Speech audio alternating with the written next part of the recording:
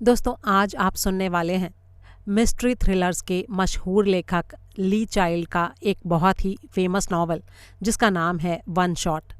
जो लोग ली चाइल्ड के नाम से परिचित नहीं हैं उनकी जानकारी के लिए बता दूं कि ये एक ब्रिटिश राइटर हैं जो ज़्यादा करके मिस्ट्री नॉवेल्स और शॉर्ट स्टोरीज लिखते हैं। इनका असली नाम वैसे तो जेम्स ग्रांट है, लेकिन ये ली चाइल्ड के पेन नेम से अपनी कहानियाँ और किताबें लिखते हैं। इनका सबसे मशहूर जो कैरेक्टर है उसका नाम है Jack Reacher. Jack Reacher series की अब तक 25 से ज़्यादा नॉवेल्स और कहानियाँ बाज़ार में आ चुके हैं। जैक रीचर नाम का जो ये कैरेक्टर है ये बड़ा ही अनोखा सा है। ये कभी अमेरिकन मिलिट्री में ऑफिसर हुआ करता था, लेकिन बहुत छोटी उम्र में ही इसने मिलिट्री को छोड़ दिया था। अब ये सिर्फ इधर उधर घूमता है, कभी भी एक जगह पर टिककर नहीं रहता और क्रिमिनल्स और बुरे लोगों को पकड़ने का काम करता है, कभी अपनी इच्छा और अपनी मर्जी से और कभी पैसे के बदले में किसी और के लिए। भारी भरकम डील डॉल वाले जैक रीचर की हाइट है 6 फुट 5 इंच। स्वभाव से ये थोड़ा मनमौजी टाइप का है, एकदम हैप्पी गो लक्की, और साथ में है थोड़ा झक्की, एकदम सन की, करता है अपने मन की। स्मार्ट है, स्ट्रांग है और बड़ा ही इंट्रोवर्ट है। इसकी ऑब्जर्वेशन की स्किल्स जो हैं वो इतनी कमाल हैं कि किसी भी चीज़ को थोड़ा सा ध्यान से देखने या किसी भी इंसान से कुछ बातें करने के बाद ये उसके बारे में ऐसी ऐसी बातें पता लगा लेता है जो शायद खुद उस इंसान को भी पता नहीं होती। यानी सीधे शब्दों में कहें तो इस मामले में ये शर्लक होम्स का भी बाप है। इसे नॉर्मल दुनिया में लोगों के साथ घुल मिलकर रहना यानी सिविल लाइफ रास नहीं आती, और इसीलिए ये इधर से उधर भटकता रहता है और किसी भी एक जगह पर ज़्यादा दिन टिककर नहीं रहता। सामान के नाम पर इसके पास बस एक टूथब्रश होता है और कुछ नहीं। ये ना कभी अपने कपड़े धुलवाता है और ना ही प्रेस करवाता है। जब कभी इसके कपड़े गंदे हो जाते हैं तो किसी लोकल हार्डवेयर की दुकान में जाता है, वहाँ से एक ठीक ठाक से चीनोज़ और शर्ट खरीदता है और अपने पुराने कपड़ों को कूड़ेदान में फेंक देता है। आमने सामने की लड़ाई यानी हैंड टू हैंड कॉम्बैट का ये एक्सपर्ट है। किसी एक खास कॉम्बैट के स्टाइल पर ये जोर नहीं देता, बल्कि बहुत सारे स्टाइल्स को मिलाकर इसने अपना एक खुद का स्टाइल बनाया हुआ है। और सिर्फ इतना ही नहीं, इन सारी चीज़ों के अलावा उसके अंदर और भी बहुत सारी खूबियाँ हैं जो पूरी कहानी सुनने के दौरान समय समय पर आपके सामने आती जाएंगी। तो बस कहानी सुनते जाइए और एंजॉय करते जाइए इस हरफनमौला कैरेक्टर के कारनामे। इस लाजवाब कहानी का हिंदी में अनुवाद किया है सबा खान ने, जो इस फील्ड की एक बहुत ही नामी गिरामी हस्ती हैं। उनके किए हुए अनुवाद बहुत ही सटीक और जानदार होते हैं। तो आइए बिना और कोई देरी किए शुरू करते हैं ली चाइल्ड का लिखा मशहूर उपन्यास वन शॉट हिंदी में। आज के वीडियो में आप सुनेंगे इस नॉवल का पहला भाग। तो चलिए शुरू करते हैं। अध्याय 1। शुक्रवार शाम 5 बजे किसी की नज़रों में आए बिना शहर में निकलने का सबसे मुश्किल टाइम, या फिर शायद सबसे आसान भी, क्योंकि शुक्रवार शाम 5 बजे शायद ही कोई किसी चीज़ पर इतनी तवज्जो देता है सिवाय सामने दिख रही सड़क के। राइफल वाला आदमी उत्तर की तरफ जा रहा था, ना बहुत तेज़ ना बहुत धीमे, किसी की भी तवज्जो में आने से बचने की पूरी सावधानी बरतता हुआ। वो एक हल्के रंग की ऐसी मिनी वैन में सवार था जिसे अपने बेहतर दिनों को पीछे छोड़े अरसा हो चला था। वो अकेला था। उसने हल्के रंग का रेनकोट पहना हुआ था जिसके सारे बटन ऊपर तक बंद थे। सिर पर उसने बिना किसी निश्चित आकार का उस तरह का हैट लगाया हुआ था जैसे अक्सर गोल्फ कोर्स पर कुछ बड़ी उम्र के लोग तेज़ धूप या बारिश होने पर लगाया करते थे।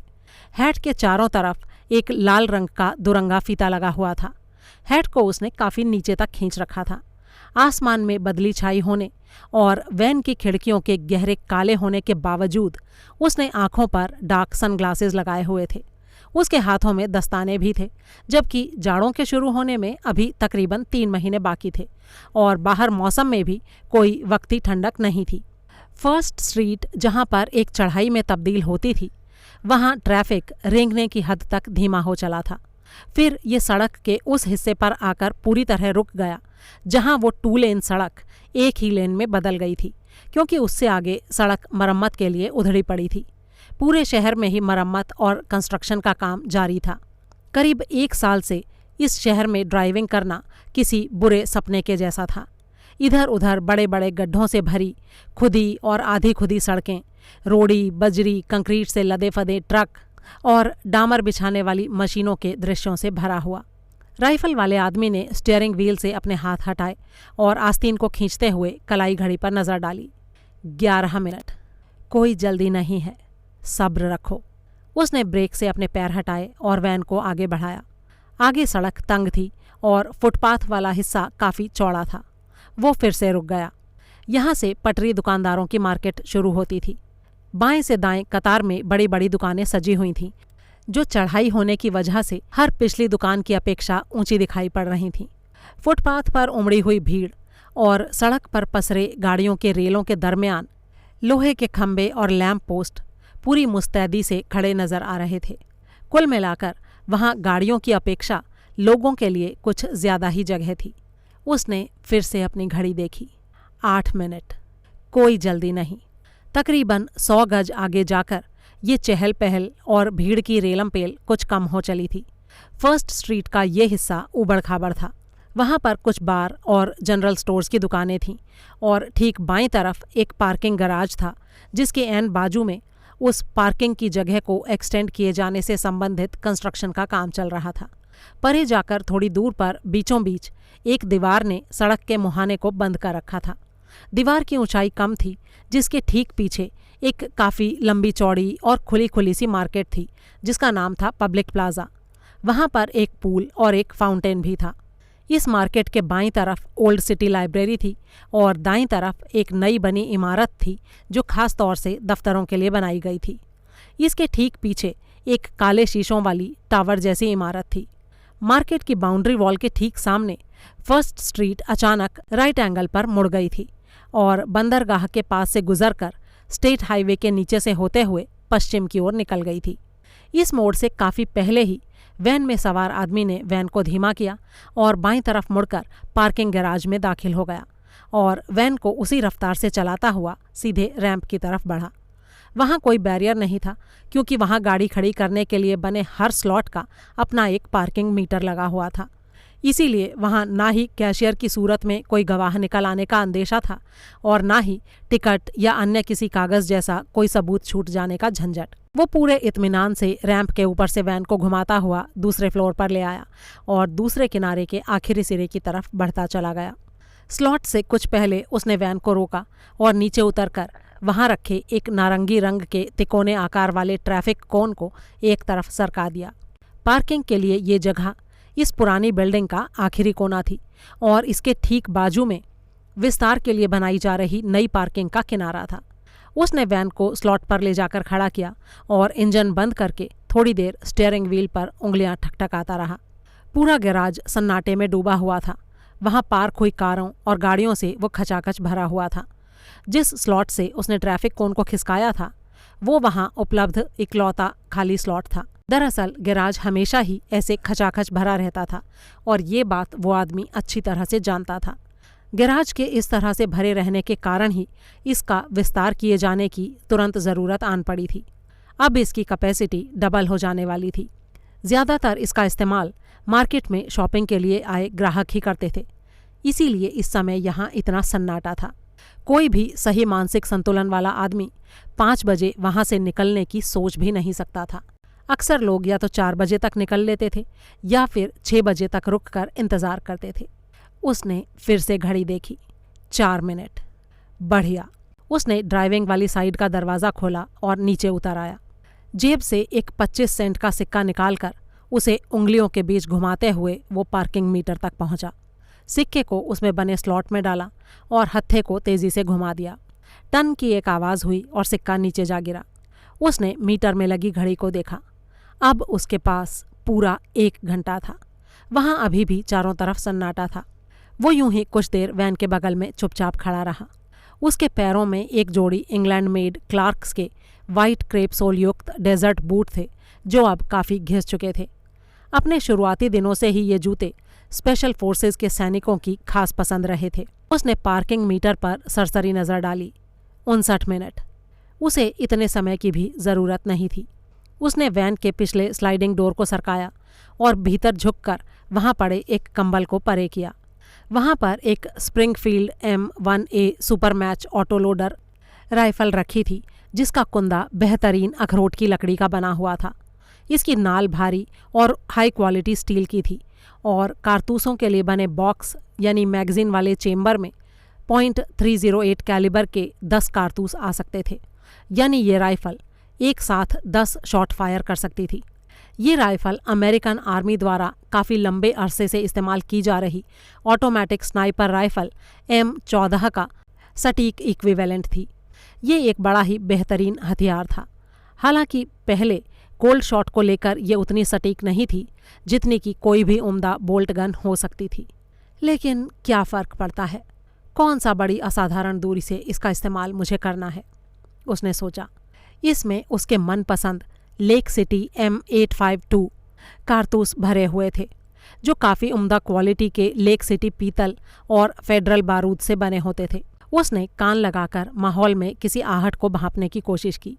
हर तरफ सन्नाटे के अलावा और कुछ नहीं था। उसने अपनी राइफल उठा ली और दबे पांव चलता हुआ पार्किंग की पुरानी इमारत के उस कोने में आ गया जहां ये खत्म हुई थी और नई इमारत शुरू हुई थी। वहां फर्श की पुरानी और नई बिछी कंक्रीट के बीच करीब आधा इंच चौड़ा एक दरार जैसा गड्ढा बना हुआ था, मानो वो सीमा को दिखाती कोई लाइन हो। उसने अंदाज़ा लगाया कि शायद ये एक जॉइंट था जिसे देर सवेर तारकोल से सपाट कर दिया जाना था।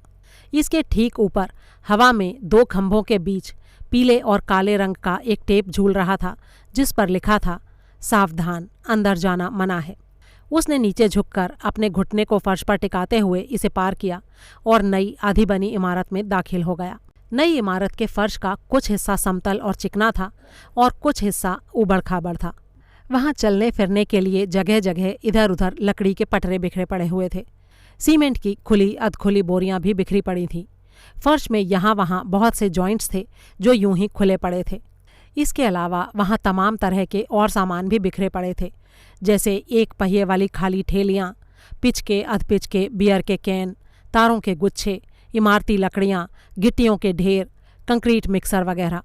हर जगह फर्श से लेकर दीवारों तक पाउडर की तरह बारीक सीमेंट की गर्द पसरी हुई थी और हवा में चूने की गंध बसी हुई थी। वो अंधेरे में चलता हुआ उत्तर पूर्व कोने के करीब आया और एक आधे बने कंक्रीट पिलर से अपनी पीठ टिकाकर चुपचाप खड़ा हो गया। फिर उसने दाहिनी ओर सरक कर अपने सिर को मोड़ते हुए अपनी पोजीशन का जायजा लिया। वो गैरेज के चारों तरफ बनी नई दीवार से करीब 8 फुट ऊपर था और उसका मुंह उत्तर दिशा की तरफ था। दीवार कमर की ऊंचाई जितनी ही थी और अधूरी बनी हुई थी। कार को दीवार से टकरा जाने से रोकने के लिए लगाई जाने वाली बैरियर नुमा धातु की पट्टियों को जकड़ने के लिए इसमें बोल्ट्स ढले हुए थे। नए पार्किंग मीटर लगाने के लिए फर्श में रिसेप्टिकल्स लगे हुए थे। वो पिलर से अपनी पीठ सटाए हुए ही किनारे की तरफ सरका और फिर से उसने सिर उठाकर सामने देखा। अब वो उत्तर और पूर्व दोनों ही दिशाओं में देख सकता था, सीधे उस पब्लिक प्लाजा की तरफ। सामने ही उसे एक आयताकार पूल नजर आ रहा था।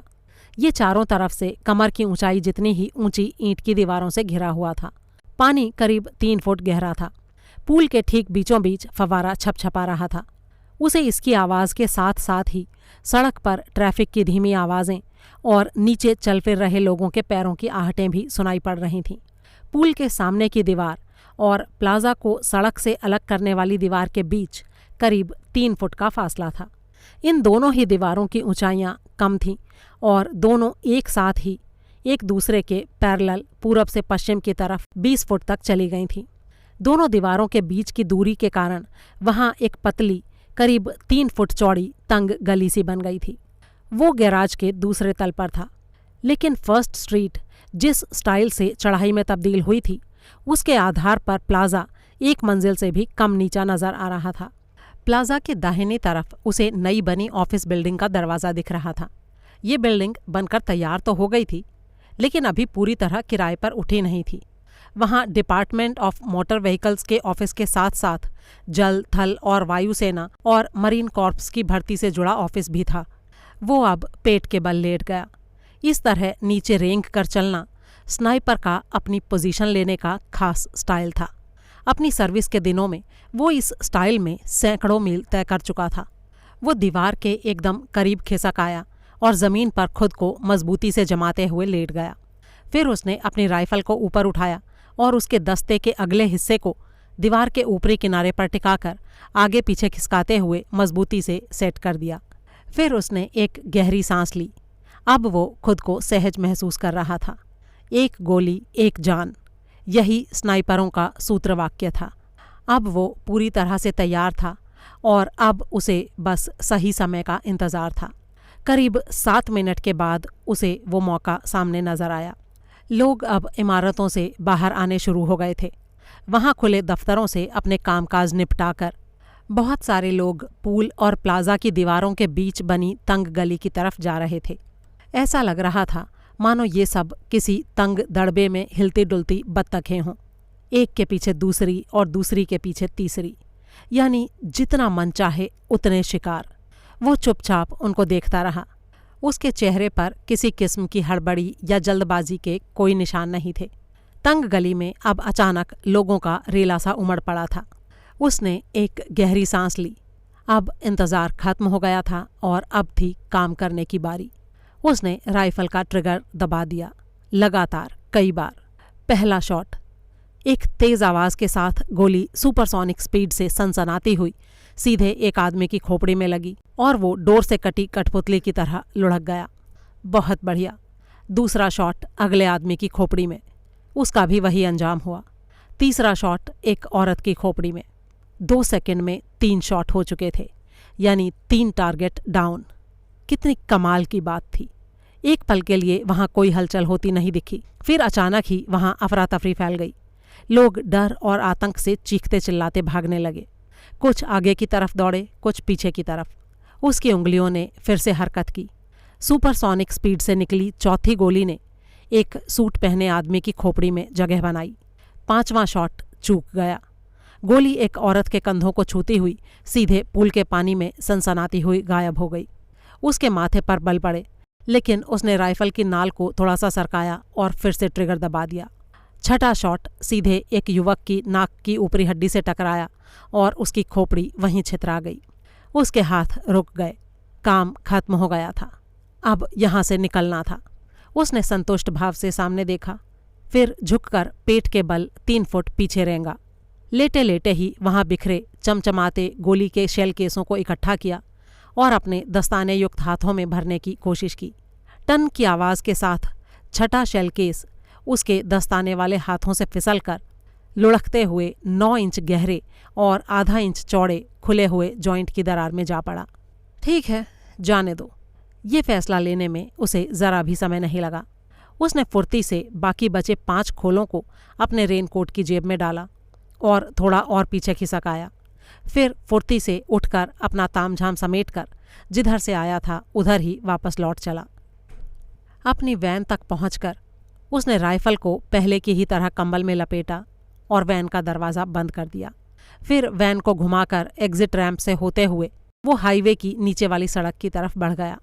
सब काम एकदम बढ़िया से हो गया था। किसी को भनक लगे बिना कामयाबी से टारगेट तक पहुंच, फिर 6 शॉट फायर, 5 टारगेट धराशायी और वहां से निकलना भी कामयाब। बहुत खूब। कुछ सोचकर अचानक उसके होठों पर मुस्कुराहट उभर आई, लेकिन शायद वो ये भूल गया था कि उसके ट्रेनर्स ने उसे सिर्फ लड़ाई के मैदान के लिए ही ट्रेन किया था, ना कि शहर के अंदर अपराध करने के लिए। शहर के बीचों बीच हुए इस तरह के अपराध के लिए कोई तुरंत प्रतिक्रिया ना हो, ऐसा तो हो ही नहीं सकता था। इस केस में भी मीडिया फौरन हरकत में आ गई थी, क्योंकि ये सारा कांड लोकल NBC के ऑफिस के ऐन सामने हुआ था। इससे पहले कि वहाँ मौजूद दर्जनों लोगों के फ़ोन पुलिस कंट्रोल रूम तक पहुँचते, 2 चीज़ें फौरी तौर पर हो गईं।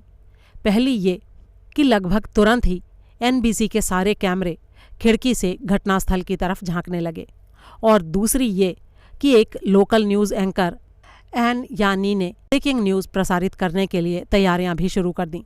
तस्वीरों के कैप्शन के लिए कुछ भयानक से शब्द सोचते हुए वो ग्राफिक बॉय के केबिन की तरफ दौड़ पड़ी।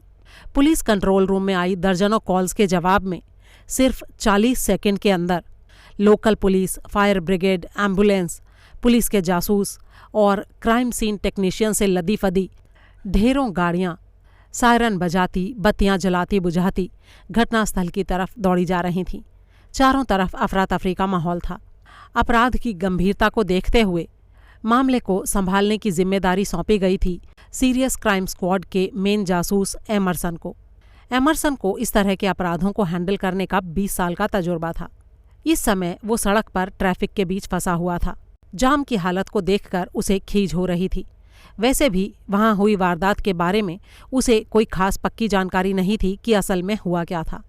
ये कोई रॉबरी थी या फिर गैंग वॉर का मामला था या फिर कोई टेररिस्ट अटैक था, इसके बारे में उसे कुछ नहीं पता था।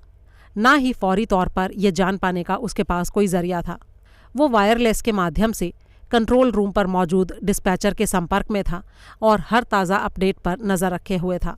तभी वायरलेस पर डिस्पैचर की करीब करीब चीखने जैसी आवाज़ सुनाई दी। सर, फ़ोन पर अभी अभी एक नए बंदे की कॉल आई है। किसकी कॉल है? एमरसन ने पूछा। वहाँ खुले मिलिट्री भर्ती के ऑफिस से कोई मरीन कॉर्प्स का बंदा है सर। क्या उसने सब कुछ देखा था? नहीं, उस समय वो भीतर था सर, लेकिन अभी बाहर है। ठीक है, बात कराओ। कुछ पल बाद उधर से आवाज़ आई। मैं यूनाइटेड स्टेट मरीन कॉर्प्स से फर्स्ट सार्जेंट केली बोल रहा हूँ सर। आप कौन? मैं पुलिस डिटेक्टिव एमरसन हूँ। अभी फ़िलहाल मैं ट्रैफिक में फंसा हुआ हूँ। ये बताओ वहाँ के हालात कैसे हैं? सर, 5 लोगों की मौत हुई है। 5 लोग? Yes sir. और घायल कितने हैं? दिखा तो कोई भी नहीं सर। क्या कह रहे हो? 5 लोग मर गए और घायल एक भी नहीं है। क्या तुम्हें घायलों के बारे में सही सही पता है? मैं पूरे यकीन से कह सकता हूँ सर। उधर से मरीन ने आवाज़ में दृढ़ता लाते हुए कहा। अच्छा ठीक है, ये बताओ मरे हुए लोगों के बारे में कुछ पता चला? कुछ खास नहीं सर, सभी लोग सिविलियंस ही हैं, 4 पुरुष और 1 महिला। ओह, अच्छा उस समय तुम कहाँ थे? जी मैं भर्ती ऑफिस में था। तुमने कुछ देखा था? कुछ भी नहीं सर। कुछ सुना था? जी हाँ सर, गोली चलने की आवाज़ें, पूरे 6 राउंड। क्या ये किसी हैंडगन से चली थी? जी नहीं, शायद कोई बड़ी गन थी, लेकिन पूरी तरह से ऑटोमेटिक नहीं थी। ये शायद राइफल होनी चाहिए। ये जल्दी जल्दी फायर कर रही थी, कोई ऑटो लोडर थी। सभी मृतकों के सीधे सिर में गोली मारी गई है सर। एमरसन के दिमाग में एक ही शब्द कौंधा। तो ये किसी स्नाइपर का काम है। प्रत्यक्ष में उसने पूछा, क्या वो चला गया? ये तो पता नहीं सर, लेकिन दोबारा गोली तो नहीं चली है। तो ये भी हो सकता है कि वो अभी भी वहीं पर मौजूद हो। जी हाँ सर, बिल्कुल हो सकता है। इसीलिए लोग अभी भी छिपे हुए हैं। अधिकतर लोग लाइब्रेरी के अंदर हैं। और तुम कहाँ पर हो? मैं प्लाजा वॉल के पीछे सिर झुकाए बैठा हूँ सर। कुछ और लोग भी मेरे साथ हैं। अच्छा ये बताओ, कुछ पता लगा कि हत्यारा कहाँ पर था? पक्के तौर पर तो कुछ नहीं सर, लेकिन वो पार्किंग गैराज की नई बन रही इमारत के ही किसी हिस्से में था। लोग उधर ही इशारा कर रहे थे। हो सकता है फायरिंग के टाइम उन्होंने राइफल की नाल पर शोलों की चमक देखी हो। और वैसे भी सारे मृतकों के सामने मौजूद वही एक इकलौती जगह थी जहाँ से इस काम को कर पाना आसान था। और सर, मैं एक बात और बता दूं आपको कि मीडिया भी यहाँ पहुँच चुकी है। बेड़ा गर्क, ये नामुराद पहले ही वहाँ पहुँच गए। एमरसन ने मन ही मन सोचा। फिर मरीन से कहा, देखो, जब तक मेरी टीम वहाँ पहुँच रही है, तुम वहाँ किसी भी तरह की अफरा तफरी फैलने से रोक कर रखना। यस सर, मरीन ने तत्परता से जवाब दिया। फिर लाइन कट गई। एमरसन अब मन ही मन भुनभुना रहा था। ये अच्छी मुसीबत गले पड़ी है। राइफल लेके घूमता एक सिरफिरा आदमी, और ऊपर से ये नामुराद मीडिया वाले। अब बस शुरू हो जाएगी इनकी पुलिस के निकम्मेपन की दुहाइयाँ। जब तक मामला सुलझेगा नहीं, तब तक तरह तरह के अंदाजों की बाढ़ और तरह तरह की बयानबाजी, यानी पूरे पुलिस डिपार्टमेंट की नींद गायब और जीना हराम। भुनभुनाते हुए ही उसने पुलिस रेडियो नेट का स्विच ऑन किया, जिसके माध्यम से वो सभी टीमों के सीधे संपर्क में था। फिर उसने कहना शुरू किया, all units pay attention. Public place में जो अंधाधुंध फायरिंग हुई है, उसके पीछे एक पगलाया हुआ आदमी है। उसके पास ऑटोमेटिक राइफल जैसी एक बड़ी गन है। ये फायरिंग गैरेज के नए हिस्से से हुई हो सकती है, और पूरी संभावना है कि वो आदमी अभी भी वहाँ मौजूद हो। अगर वो निकल चुका है तो या तो पैदल निकला होगा या फिर किसी वाहन पर। 10 ब्लॉक से बाहर मौजूद सारे यूनिट्स वहीं रुककर पूरे इलाके को चारों तरफ से घेर लें। हर सड़क, हर गली, हर नाके की पूरी तरह नाकाबंदी कर दें। कोई भी वाहन या पैदल यात्री किसी भी हाल में ना वहाँ से अंदर आने पाए और ना बाहर जाने पाए। ये आदमी बचकर नहीं निकलना चाहिए, इससे पहले कि मीडिया हाय तौबा मचाती हुई हमारे ऊपर चढ़ दौड़े। हमें हर हाल में इसे आज ही पकड़ना है। कई बार इन निर्देशों को दोहराने के बाद वो बेचैनी से बाहर देखता हुआ अपनी वैन में बैठा रहा। भाग 2। वैन वाले आदमी ने रिमोट का बटन दबाया और गैराज का शटर गड़गड़ाता हुआ ऊपर उठ गया। वो वैन को अंदर लेकर गया और शटर को उसने रिमोट से बंद कर दिया। फिर वैन से उतरकर वो मड रूम से होते हुए किचन में आ गया। उसने वहाँ मौजूद कुत्ते के बालों में हाथों से फरेरी दी और फिर टीवी ऑन कर दिया। भाग 3। सिर से लेकर पैर तक सेफ्टी सूट्स में लदी फंदी पैरामेडिक्स की टीम ने लाइब्रेरी के पिछवाड़े से अंदर प्रवेश किया। बड़ी ही सावधानी से झुके झुके तेजी से प्लाजा की दीवार की तरफ दौड़ते हुए वो मरे हुए लोगों के पास पहुंचे। फिर उन्होंने उनके मरे होने की तस्दीक की और लाशों के बगल में ही चुपचाप बिना हिले डुले चित लेट गए। गैराज की अच्छी तरह से जांच पड़ताल होने से पहले किसी भी तरह की फालतू हरकत नहीं करनी है, एमरसन ने ये स्पष्ट आदेश दिए थे। भाग 4।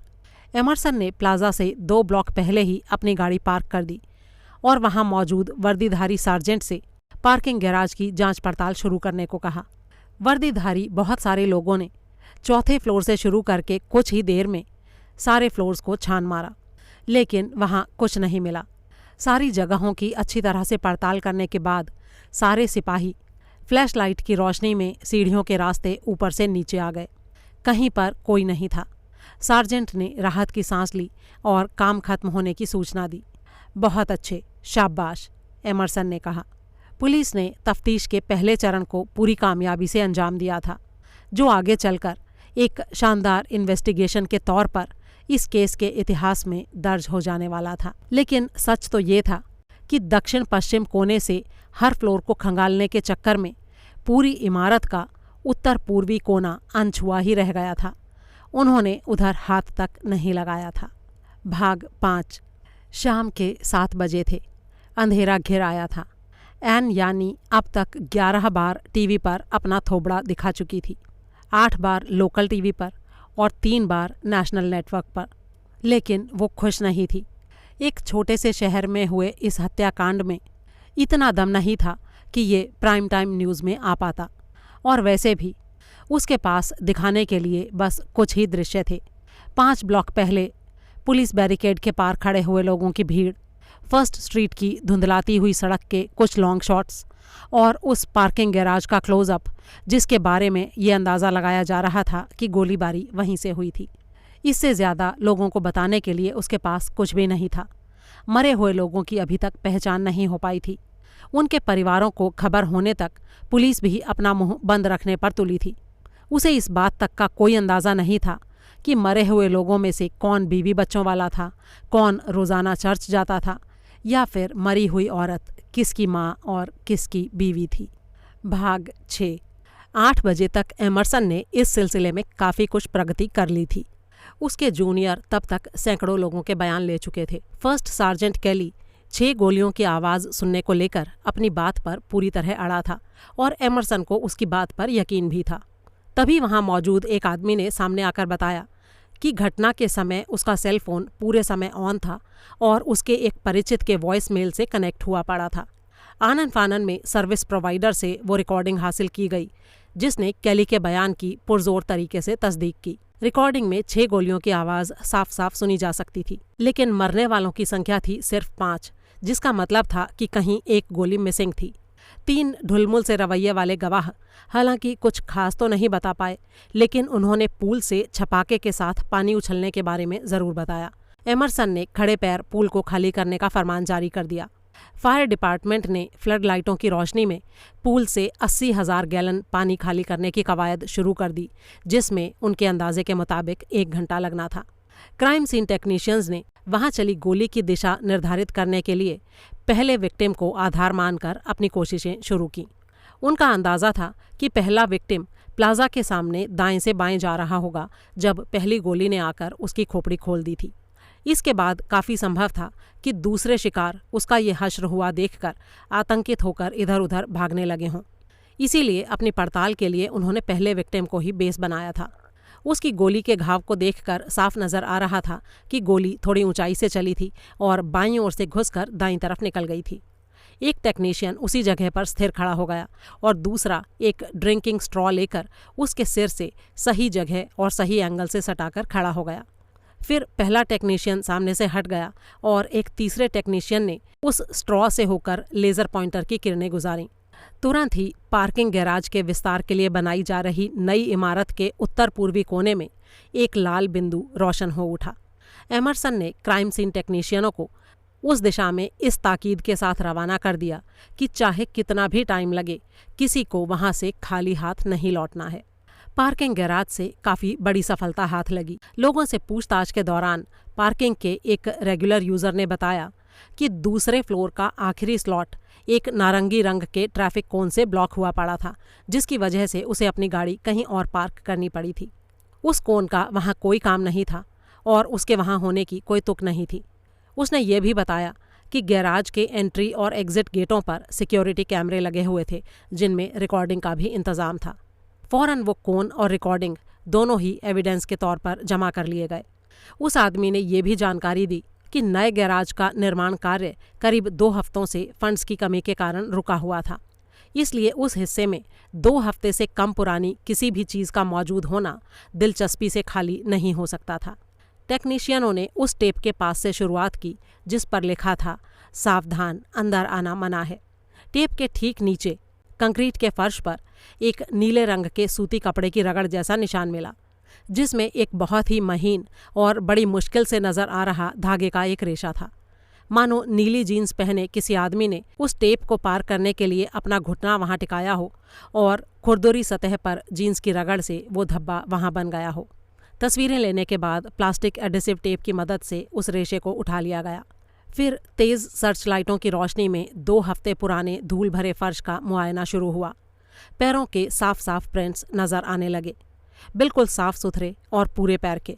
मेन टेक्नीशियन ने फौरन एमरसन को कॉल लगाई और उसे बताया, सर, उसने बड़े ही अजीब तरह के जूते पहन रखे थे। ये क्रेप के जूते होते हैं, जो एक तरह का क्रूड रबर होता है जो बड़ा चिपचिपा सा होता है। अपने दायरे में आई हर चीज़ को ये चिपका लेता है। इस आदमी के पास से सीमेंट की धूल चिपके हुए क्रेप सोल के जूते भी बरामद होने चाहिए। इसके अलावा इसके घर से एक कुत्ता मिलने की भी संभावना है, क्योंकि हमें यहाँ पर कुत्ते के रोए भी मिले हैं, जो ज़रूर उसके जूतों पर पहले से ही चिपके हुए होंगे। यहाँ पर कुछ कारपेट फाइबर्स भी मिले हैं, जो उसके घर के या कार के फर्श पर बिछे कारपेट के हो सकते हैं। ठीक 9 बजे एमरसन को अपने मोबाइल पर पैथोलॉजिस्ट की कॉल मिली। 5 मरने वालों के सिरों की एक्सरे रिपोर्ट आ गई थी। उनकी खोपड़ियों के अंदरूनी भाग का मलीदा बन चुका था। सिर में एंट्री पॉइंट और एग्जिट पॉइंट साफ साफ दिखाई दे रहे थे। कहीं कोई गोली फंसी हुई नहीं पाई गई थी, यानी सारी की सारी गोलियां आर पार हुई थीं। एमरसन ने पूल की तरफ नजरें उठाईं। 6 गोलियां चली थीं, जिसमें से 5 आर पार हुई थीं और 1 मिस। 9:15 बजे तक पूल पूरा खाली किया जा चुका था और अब उसकी तली में करीब 1/4 इंच मोटी कीचड़ की झागदार तह और कचरा ही नजर आ रहे थे। एमरसन ने फौरन 6-6 की टुकड़ियों में 12 लोगों को उसमें उतार दिया। पार्किंग गराज में टेक्नीशियनों को आने के 48 और जाने के 44 कदमों के प्रिंट्स मिले। अंदर आते समय अपराधी आत्मविश्वास से भरा हुआ लेकिन चौकन्ना था, लेकिन वहां से निकलते समय वो जल्दी में लंबे लंबे कदम रखता हुआ गया था। उसके जूते 11 नंबर के थे। एक पिलर पर कुछ कपड़े के रेशे भी चिपके हुए मिले। ये सूती कपड़े के थे, हल्के पीले रंग के रेनकोट से निकले हुए जैसे। मानो अपराधी प्लाजा की तरफ देखने के लिए उसकी खुरदुरी सतह से पीठ सटाए सटाए ही आगे सरका हो और रगड़ खाकर वो रेशे वहां चिपके रह गए हों। दीवार और पिलर के बीच एक जगह फर्श पर काफ़ी सारी सीमेंट डस्ट पड़ी हुई मिली और कुछ नीले रंग के रेशों के साथ साथ रेनकोट के भी रेशे मिले। इसके अलावा हल्के पीले रंग की पुरानी क्रेप रबर की छीलन सी भी वहां पड़ी मिली। टेक्नीशियन ने कहा, इसका मतलब है वो रेंग कर यहाँ से चला था, हाथों, कोहनियों और पैर के अंगूठों के बल पीछे की तरफ। अगर उसके जूते मिले तो उनके नोकदार सिरे सामने से ज़रूर रगड़ खाए हुए होंगे। दीवार पर एक जगह किनारे पर वार्निश खुरची हुई मिली। टेक्नीशियन के अनुमान के अनुसार उसने वहां अपनी बंदूक टिकाई होगी और उसे सेट करने के लिए आगे पीछे खिसकाया होगा। दूसरी तरफ पूल से भी काफ़ी कुछ मिला। कूड़ा करकट और कचरे के अलावा सिक्कों की शक्ल में $8 और 6 गोलियां भी मिली। 5 गोलियां बिल्कुल मुड़ी तोड़ी और टूटी फूटी थीं, लेकिन एक गोली एकदम नई दिखाई पड़ रही थी। बोट टेल हॉलो पॉइंट, नफासत से ढली हुई और पक्के तौर पर .308 कैलिबर। फिर एमरसन दूसरे फ्लोर पर टेक्नीशियनों के पास पहुंचा। वो सब झुंड की शक्ल में घुटनों के बल बैठे थे और फ्लैशलाइट की रोशनी को फर्श में पड़ी एक दरार में फोकस करके कुछ देखने की कोशिश कर रहे थे। एमरसन ने उत्सुकता से उस जॉइंट में झांका। अरे, ये तो बुलेट का खोल है, उसने कहा। जी हाँ सर, लगता है अपराधी बाकी शेल तो ले गया, लेकिन एक किसी तरह यहीं पड़ा रह गया। क्या इसके ऊपर फिंगरप्रिंट्स मिलने की उम्मीद है? एमरसन ने पूछा। जी हाँ सर, होने तो चाहिए। अक्सर लोग बाग मैगजीन लोड करते समय ग्लव्स का इस्तेमाल नहीं ही करते हैं। बढ़िया, अब इसे निकालने का कोई इंतज़ाम करो। टेक्नीशियन ने इधर उधर नज़रें घुमाई और फिर पास में पड़े एक केबल को उठाकर उसे एल की शक्ल में मोड़ दिया और उससे बड़ी ही आसानी से उस खोल को उठा लिया। उसे सीधे प्लास्टिक एविडेंस बैग में डाल दिया गया। एमरसन ने उससे कहा, 1 घंटे बाद मुझसे पुलिस स्टेशन में आकर मिलना। मैं डिस्ट्रिक्ट अटॉर्नी को भी बोल देता हूँ। फिर वो पार्किंग से बाहर निकल गया। पार्किंग बे के करीब पहुंचकर एमरसन एक पल के लिए ठिठका और कुछ देर सोचते रहने के बाद फिर से बोला, इन सारे पार्किंग मीटरों से सारे सिक्कों को निकालो और हर सिक्के पर से फिंगरप्रिंट्स उठवाओ। टेक्नीशियन के माथे पर बल पड़ गए। वो बोला, लेकिन क्यों सर? आपको लगता है उसने पार्किंग फीस चुकाई होगी? कोई एक नंबर का बेवकूफ़ और खिसके हुए दिमाग वाला ही होगा जो 5 लोगों को उड़ाने से पहले पार्किंग की फीस चुकाएगा। एमरसन ने उसे घूर कर देखा और बोला, 1 नंबर का सिरफिरा हुए बिना खाम खा यूं 5 लोगों को गोली से उड़ा देना भी तो संभव नहीं है ना? जी ठीक है सर, एक ठंडी सांस लेकर टेक्नीशियन ने कहा। भाग 7। एमरसन के ऑफिस में इस समय कुल 3 लोग मौजूद थे। खुद एमरसन, क्राइम सीन का मेन टेक्नीशियन और तीसरा डीए यानी डिस्ट्रिक्ट अटॉर्नी। डीए का नाम रॉडिन था, जो उसके पूर्वजों के स्थायी तौर पर अमेरिका आ बसने से पहले के एक बहुत ही लंबे रशियन नाम का संक्षिप्त रूप था। वो कोई 50 साल के करीब की उम्र का एक दुबले पतले चाक चौबंद शरीर वाला और बहुत ही सतर्क रहने वाला बंदा था। कोर्ट में उसकी जीत का रिकॉर्ड काबिले तारीफ था। वो किसी भी ऐसे केस में हाथ नहीं डालता था जिसमें उसे जीतने की 100% गारंटी ना हो। जहां उसे एक पल के लिए भी ये लगता था कि आगे चलकर कोर्ट में किसी केस में उसकी जीत में फच्चर पड़ सकता है, वो सारा दोष पुलिस या कार्रवाई के मत्थे मढ़कर अपना पल्ला झाड़ लेता था। कम से कम एमरसन को तो हमेशा यही लगता था। हाँ, तो व्हाट्स द गुड न्यूज़? पूरे शहर में खलबली मची हुई है, रॉडिन ने सवाल किया। जी हाँ, मैं जानता हूँ। मैं अभी ये तो पता नहीं कि वो कौन है, लेकिन ये सब पता चल गया है कि उसने इस घटना को किस तरह से अंजाम दिया है। सिक्योरिटी कैमरे की फुटेज में घटना से ठीक 11 मिनट पहले एक हल्के रंग की मिनी वैन गैराज में प्रवेश करती देखी गई है। कीचड़ से अटी होने के कारण उसकी नंबर प्लेट नहीं देखी जा सकी। शायद ये कोई पुरानी डॉज कैरावान है जिसमें हाल ही में काले शीशे लगवाए गए थे। गैराज के पुराने फुटेज भी स्कैन किए जा रहे हैं, क्योंकि इतना तो साफ है कि वो इस घटना को अंजाम देने से पहले भी एक बार गैराज में आया था। वहाँ किसी कंस्ट्रक्शन साइट से चुराए हुए एक ट्रैफिक कोन को उसने अपने लिए एक खास पार्किंग जगह को ब्लॉक करने के लिए इस्तेमाल किया था, ठीक उस जगह पर जहाँ से गैराज की नई इमारत का काम शुरू है। हमारे पास एक गवाह भी है जिसने उस कोन को 1 घंटे पहले ही वहाँ देखे होने का दावा किया है। कोन पर वैसे तो बहुत सारे फिंगरप्रिंट्स हैं, लेकिन मैच करने पर दाहिने हाथ के अंगूठे और इंडेक्स फिंगर के प्रिंट पार्किंग मीटर से निकाले गए सिक्कों में से एक सिक्के पर मौजूद प्रिंट से मैच करते हुए मिले हैं। तुम्हारा मतलब है उसने पार्किंग फीस चुकाई थी? रॉडिन ने हैरानी से पूछा। जी हाँ सर। कुछ देर सोचने के बाद रॉडिन ने कहा, इससे काम नहीं बनने वाला। डिफेंस का पूरा जोर इस बात पर ही रहेगा कि उसने उस कोन को किसी अपराध को अंजाम देने के लिए नहीं रखा था। और रही बात पार्किंग मीटर से मिलने वाले सिक्के की, तो वो सिक्का वहाँ कई दिनों पहले से भी तो हो सकता था। एमरसन मुस्कुराया और बोला, हमें कुछ और भी एविडेंस मिले हैं सर। वैन को पार्क करने के बाद वो चलता हुआ नई बन रही इमारत में आया और साथ ही कई तरह के ट्रेस एविडेंस जैसे जूतों के प्रिंट्स और अपने कपड़ों के धागे नुमा रेशे वगैरह भी छोड़ता गया।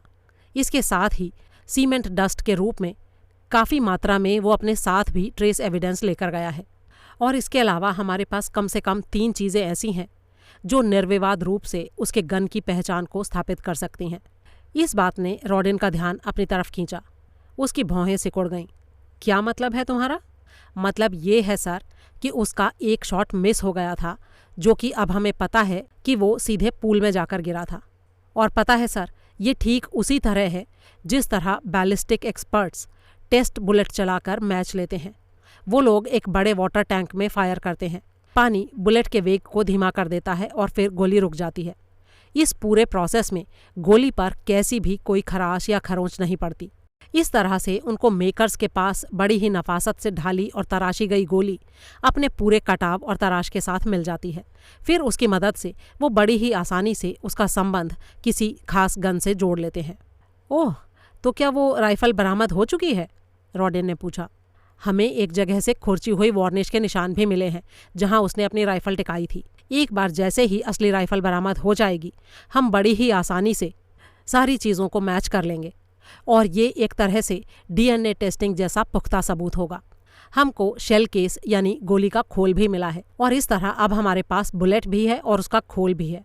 दोनों ही वेपन का संबंध घटना से जोड़ रहे हैं। वेपन पर मौजूद जो स्क्रैचेस होंगे वो उसका संबंध गैराज से जोड़ देंगे और आगे गैराज की लोकेशन घटना को उस खास आदमी से जोड़ देगी जिसने वहां पर ट्रेस एविडेंस छोड़े हैं। रॉडेन ने कोई जवाब नहीं दिया। एमरसन जानता था कि वो अब ट्रायल के बारे में ही सोच रहा होगा। एमरसन ने उसे आगे बताया, गोली के खोल पर उसकी उंगलियों के निशान तब आए थे जब उसने मैगजीन को लोड किया था। आगे जब हमने उन निशानों को मैच किया तो पाया कि ये उसी अंगूठे और उंगली के निशान थे जो पार्किंग मीटर से निकले सिक्के और ट्रैफिक कोन पर मौजूद थे। तो इन सारी बातों से यही नतीजा निकलता है कि घटना उसी राइफल से हुई है जिसका ये शेल और बुलेट है। क्या फुटेज में मिनी वैन को वहाँ से जाते हुए भी देखा गया है? रॉडेन ने पूछा। जी हाँ, कंट्रोल रूम में आने वाली पहली कॉल के ठीक 90 सेकंड के बाद वो वहाँ से निकली थी। तो कोई पहचान हुई उसकी? अभी तो नहीं सर, लेकिन उम्मीद है कि वो जल्दी ही पकड़ा जाएगा। बस एक बार फिंगरप्रिंट्स डेटाबेस की रिपोर्ट हमारे पास आ जाए। और एक बात और है सर, जहाँ तक मुझे लगता है उसका संबंध कभी ना कभी मिलिट्री से ज़रूर रहा है और सारे के सारे मिलिट्री पर्सन्स हमारे डेटाबेस में मौजूद हैं। So it's just a matter of time. भाग 8। लेकिन ये मामला सिर्फ 49 मिनट का ही साबित हुआ जब एक पुलिस वाले ने आकर दरवाज़ा खटखटाया और अंदर आकर कागज़ों का एक पुलिंदा सौंप गया। इन कागज़ों पर एक नाम और पते के साथ साथ उस इंसान की पूरी हिस्ट्री भी दर्ज हुई पड़ी थी, यहाँ तक कि उसके ड्राइविंग लाइसेंस की एक कॉपी भी थी। एमरसन ने सरसरी तौर पर उन कागज़ों पर नज़र डाली और फिर मुस्कुरा दिया। पहले शॉट के ठीक 6 घंटों के अंदर अपराधी की पहचान कर ली गई थी और उसके विरुद्ध ढेर सारे सबूत भी हासिल हो चुके थे, यानी जीत पक्की थी। उसने मुस्कुराते हुए कहा, सर, उसका नाम है जेम्स बार। उम्र है 41 साल।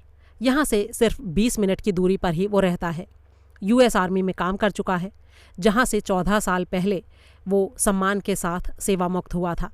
ज़मीनी लड़ाई का स्पेशलिस्ट था और मैं शर्तिया कह सकता हूँ कि वो ज़रूर स्नाइपर ही रहा होगा। ड्राइविंग लाइसेंस पर दी गई जानकारी के हिसाब से वो एक 6 साल पुरानी बेज कलर की डॉज कैरावान चलाता है।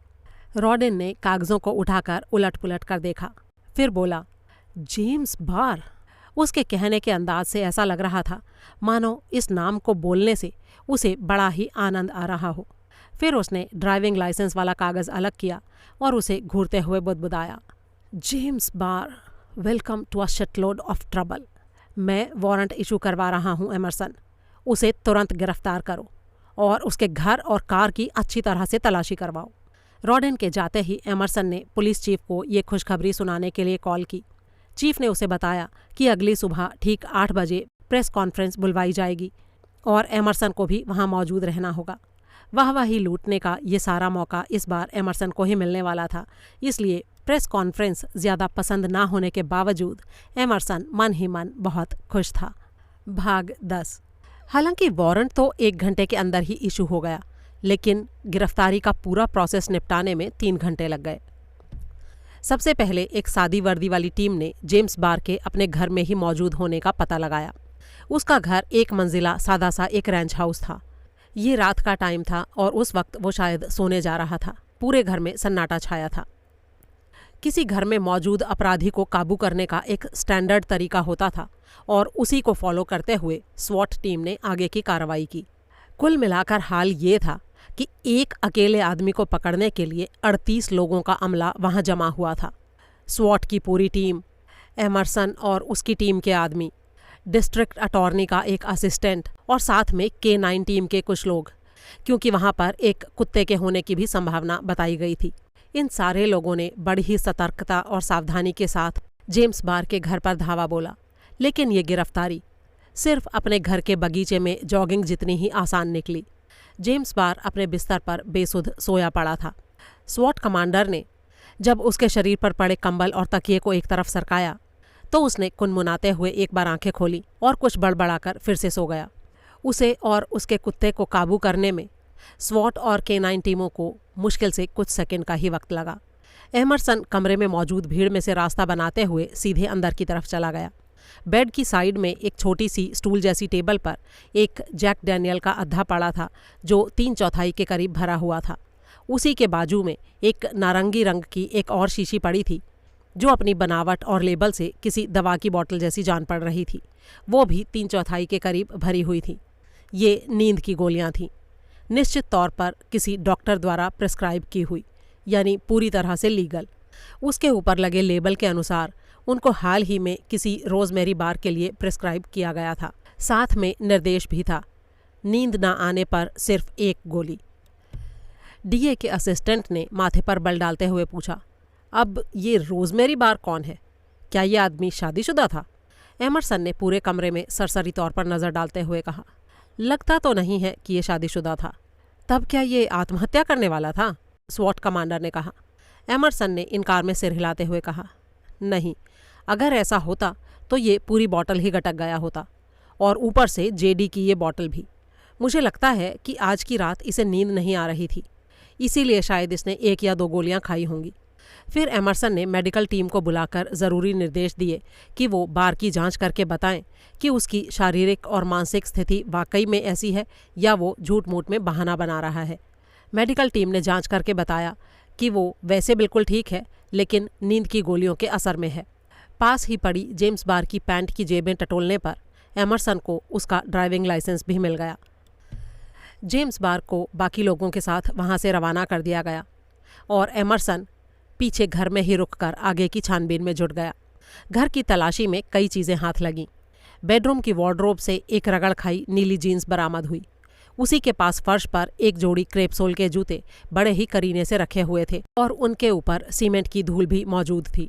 हॉल में रखी एक छोटी अलमारी में रेनकोट भी पड़ा हुआ मिल गया। गैराज में बेज कलर की एक वैन भी खड़ी मिली। स्क्रैच खाई राइफल बेसमेंट में मिली, जो वहां दीवार में बने एक रैक पर कई दूसरी राइफलों और हैंडगन्स के साथ रखी हुई थी। रैक के समीप ही एक टेबल पर 5 9mm की हैंडगन्स रखी हुई थीं। गोलियों और कारतूसों के कुछ डिब्बे भी रखे थे। बेंच पर ठीक सामने रखे जार में 5 खाली कारतूस रखे थे। जार का मुंह खुला हुआ था, जैसे वो 5 कारतूस उसमें बड़ी जल्दबाजी में रखे गए हों और रखने वाले को ढक्कन तक बंद करने की फुर्सत ना मिली हो। एमरसन ने उसे सूंघा।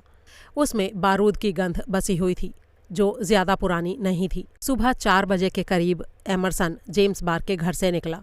वहां से वो अपने घर चला गया ताकि सुबह प्रेस कॉन्फ्रेंस की तैयारी से पहले 2 घंटे की नींद ले सके। भाग 11।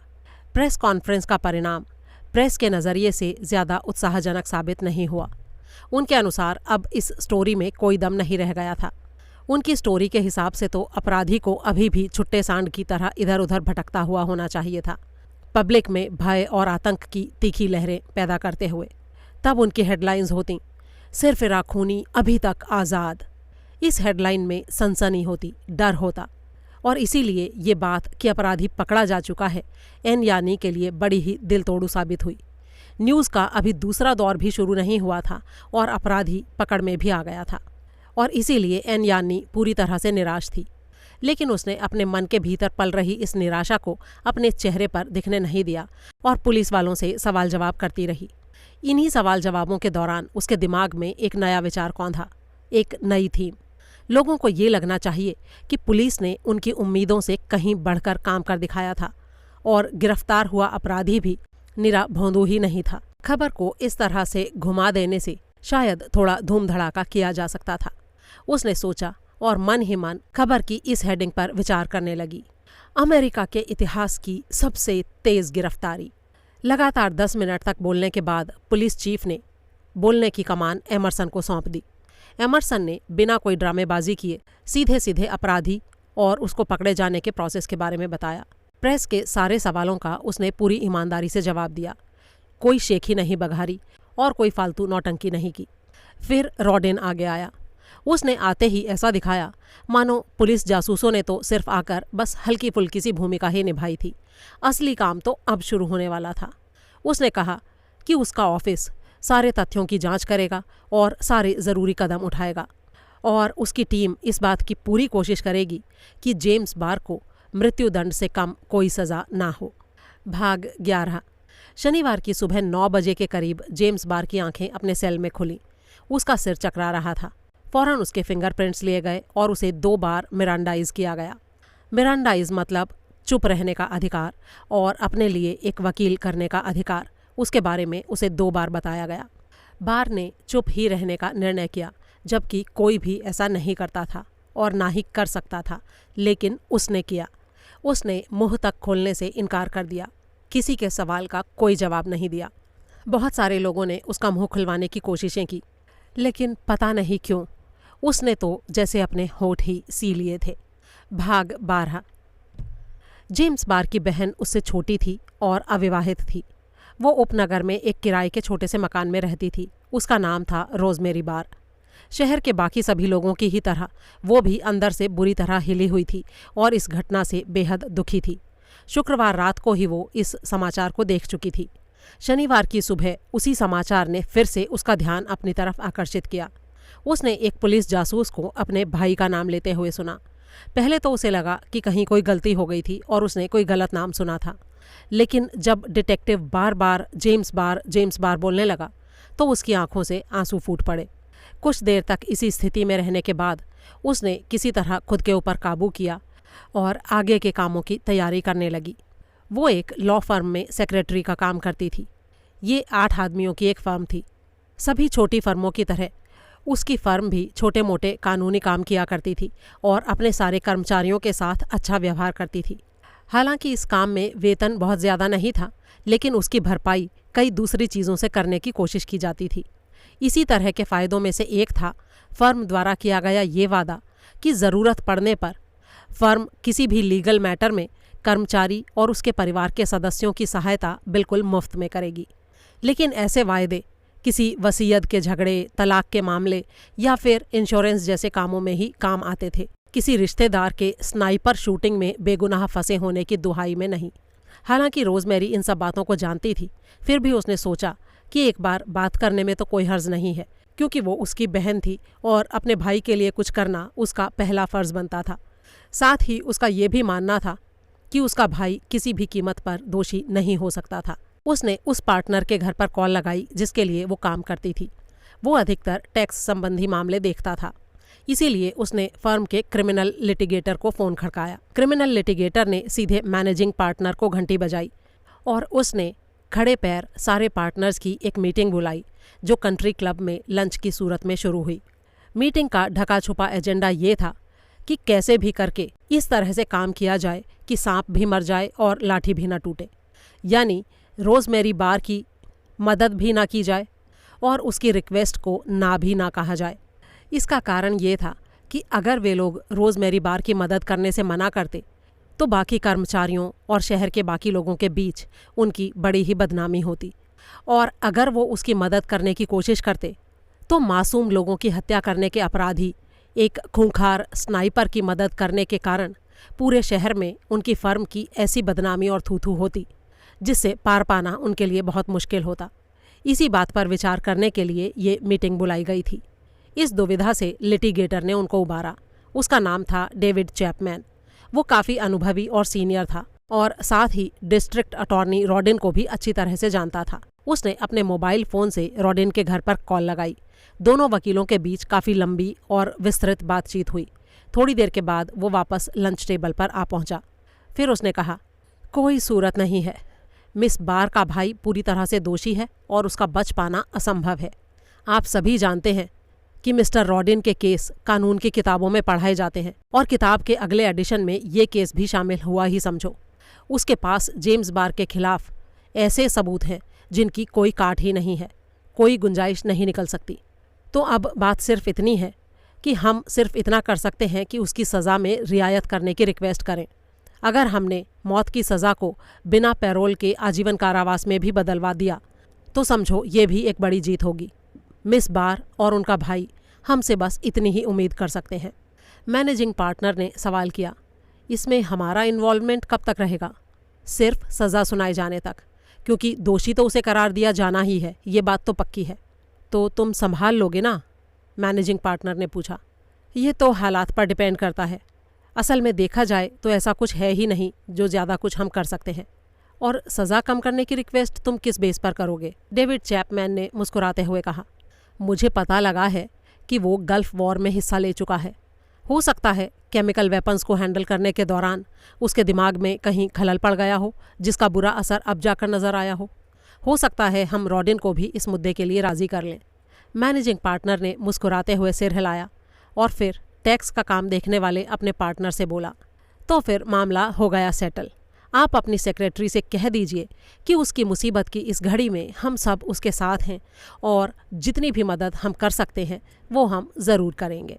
भाग 12। इससे पहले कि जेम्स बार की बहन और चैपमैन की मुलाकात जेम्स बार से संभव हो पाती, उसे पुलिस स्टेशन के लॉकअप से काउंटी जेल में शिफ्ट कर दिया गया। उसका कंबल और पजामा ले लिया गया और उसे एक पेपर अंडरवियर, एक नारंगी रंग का जंपसूट और एक जोड़ी रबर की चप्पलें दे दी गई। काउंटी जेल का माहौल बहुत अच्छा नहीं था। वहाँ चारों तरफ बदबू बसी हुई थी और हवा में शोरगुल पसरा रहता था। ये बुरी तरह भीड़-भाड़ से भरी हुई थी। कैदियों के लिए बने सेलों में हर सेल में 3-3 कैदी ठूंसे हुए थे और गार्ड अपर्याप्त थे। नए आए हुए कैदियों को यहाँ फिश कहा जाता था और हर फिश को खुद ही वहाँ खुद को रहने लायक बनाना होता था और अपना अस्तित्व बनाए रखने के लिए संघर्ष करना होता था। लेकिन क्योंकि बार आर्मी में रह चुका था, इसलिए उसके लिए ये सब चीज़ें उतना मायने नहीं रखती थीं। उसे अपने सेल में आए अभी 2 घंटे ही हुए होंगे कि उसे बताया गया कि कोई वकील उससे मिलने आया है। एक छोटे से दड़बेनुमा कमरे में जेम्स बार को ले जाकर एक कुर्सी पर बैठा दिया गया। उसके सामने जो आदमी बैठा था उसे जेम्स बार बिल्कुल नहीं पहचानता था।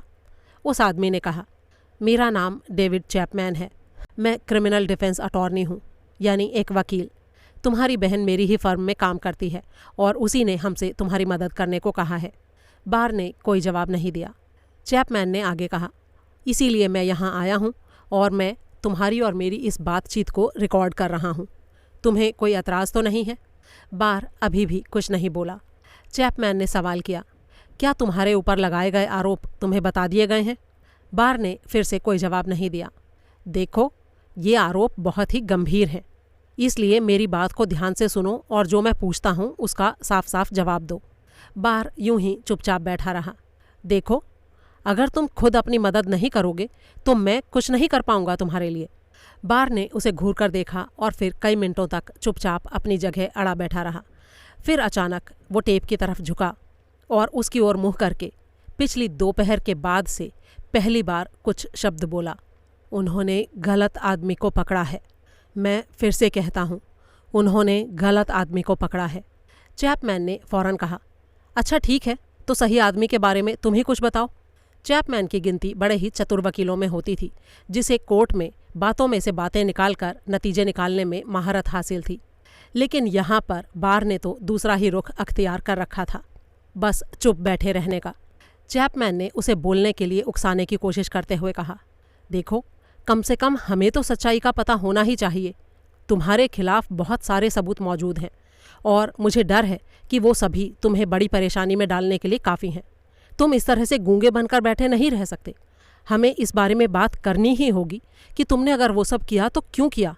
बस यही बात हमारी मदद कर सकती है। बार अब भी खामोश बैठा रहा। चैपमैन गुस्से से भुनभुनाया, तुम चाहते क्या हो? मैं तुम्हारी मदद करूं या नहीं करूं? बार ने अभी भी कोई जवाब नहीं दिया। हार कर चैपमैन ने कहा, देखो, इस तरह चुप बैठे रहने में कोई अक्लमंदी की बात नहीं है। सारे सबूत तुम्हारे खिलाफ हैं और इस तरह चुप बैठे रहना कोई अच्छा विकल्प नहीं है।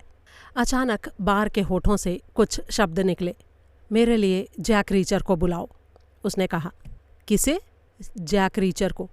कौन है वो? क्या कोई दोस्त है या फिर जान पहचान वाला? बार कुछ नहीं बोला। क्या वो कोई ऐसा आदमी है जिसे तुम काफ़ी अरसा पहले जानते थे? बस उसे बुला दो। बार ने सिर्फ इतना ही कहा। अरे वो है कहाँ, है कौन, ये तो बताओ। बार के होठों पर ताला लटका रहा। क्या ये जैक रीचर कोई डॉक्टर है? चैपमैन ने पूछा। बार इस बार भी कुछ नहीं बोला।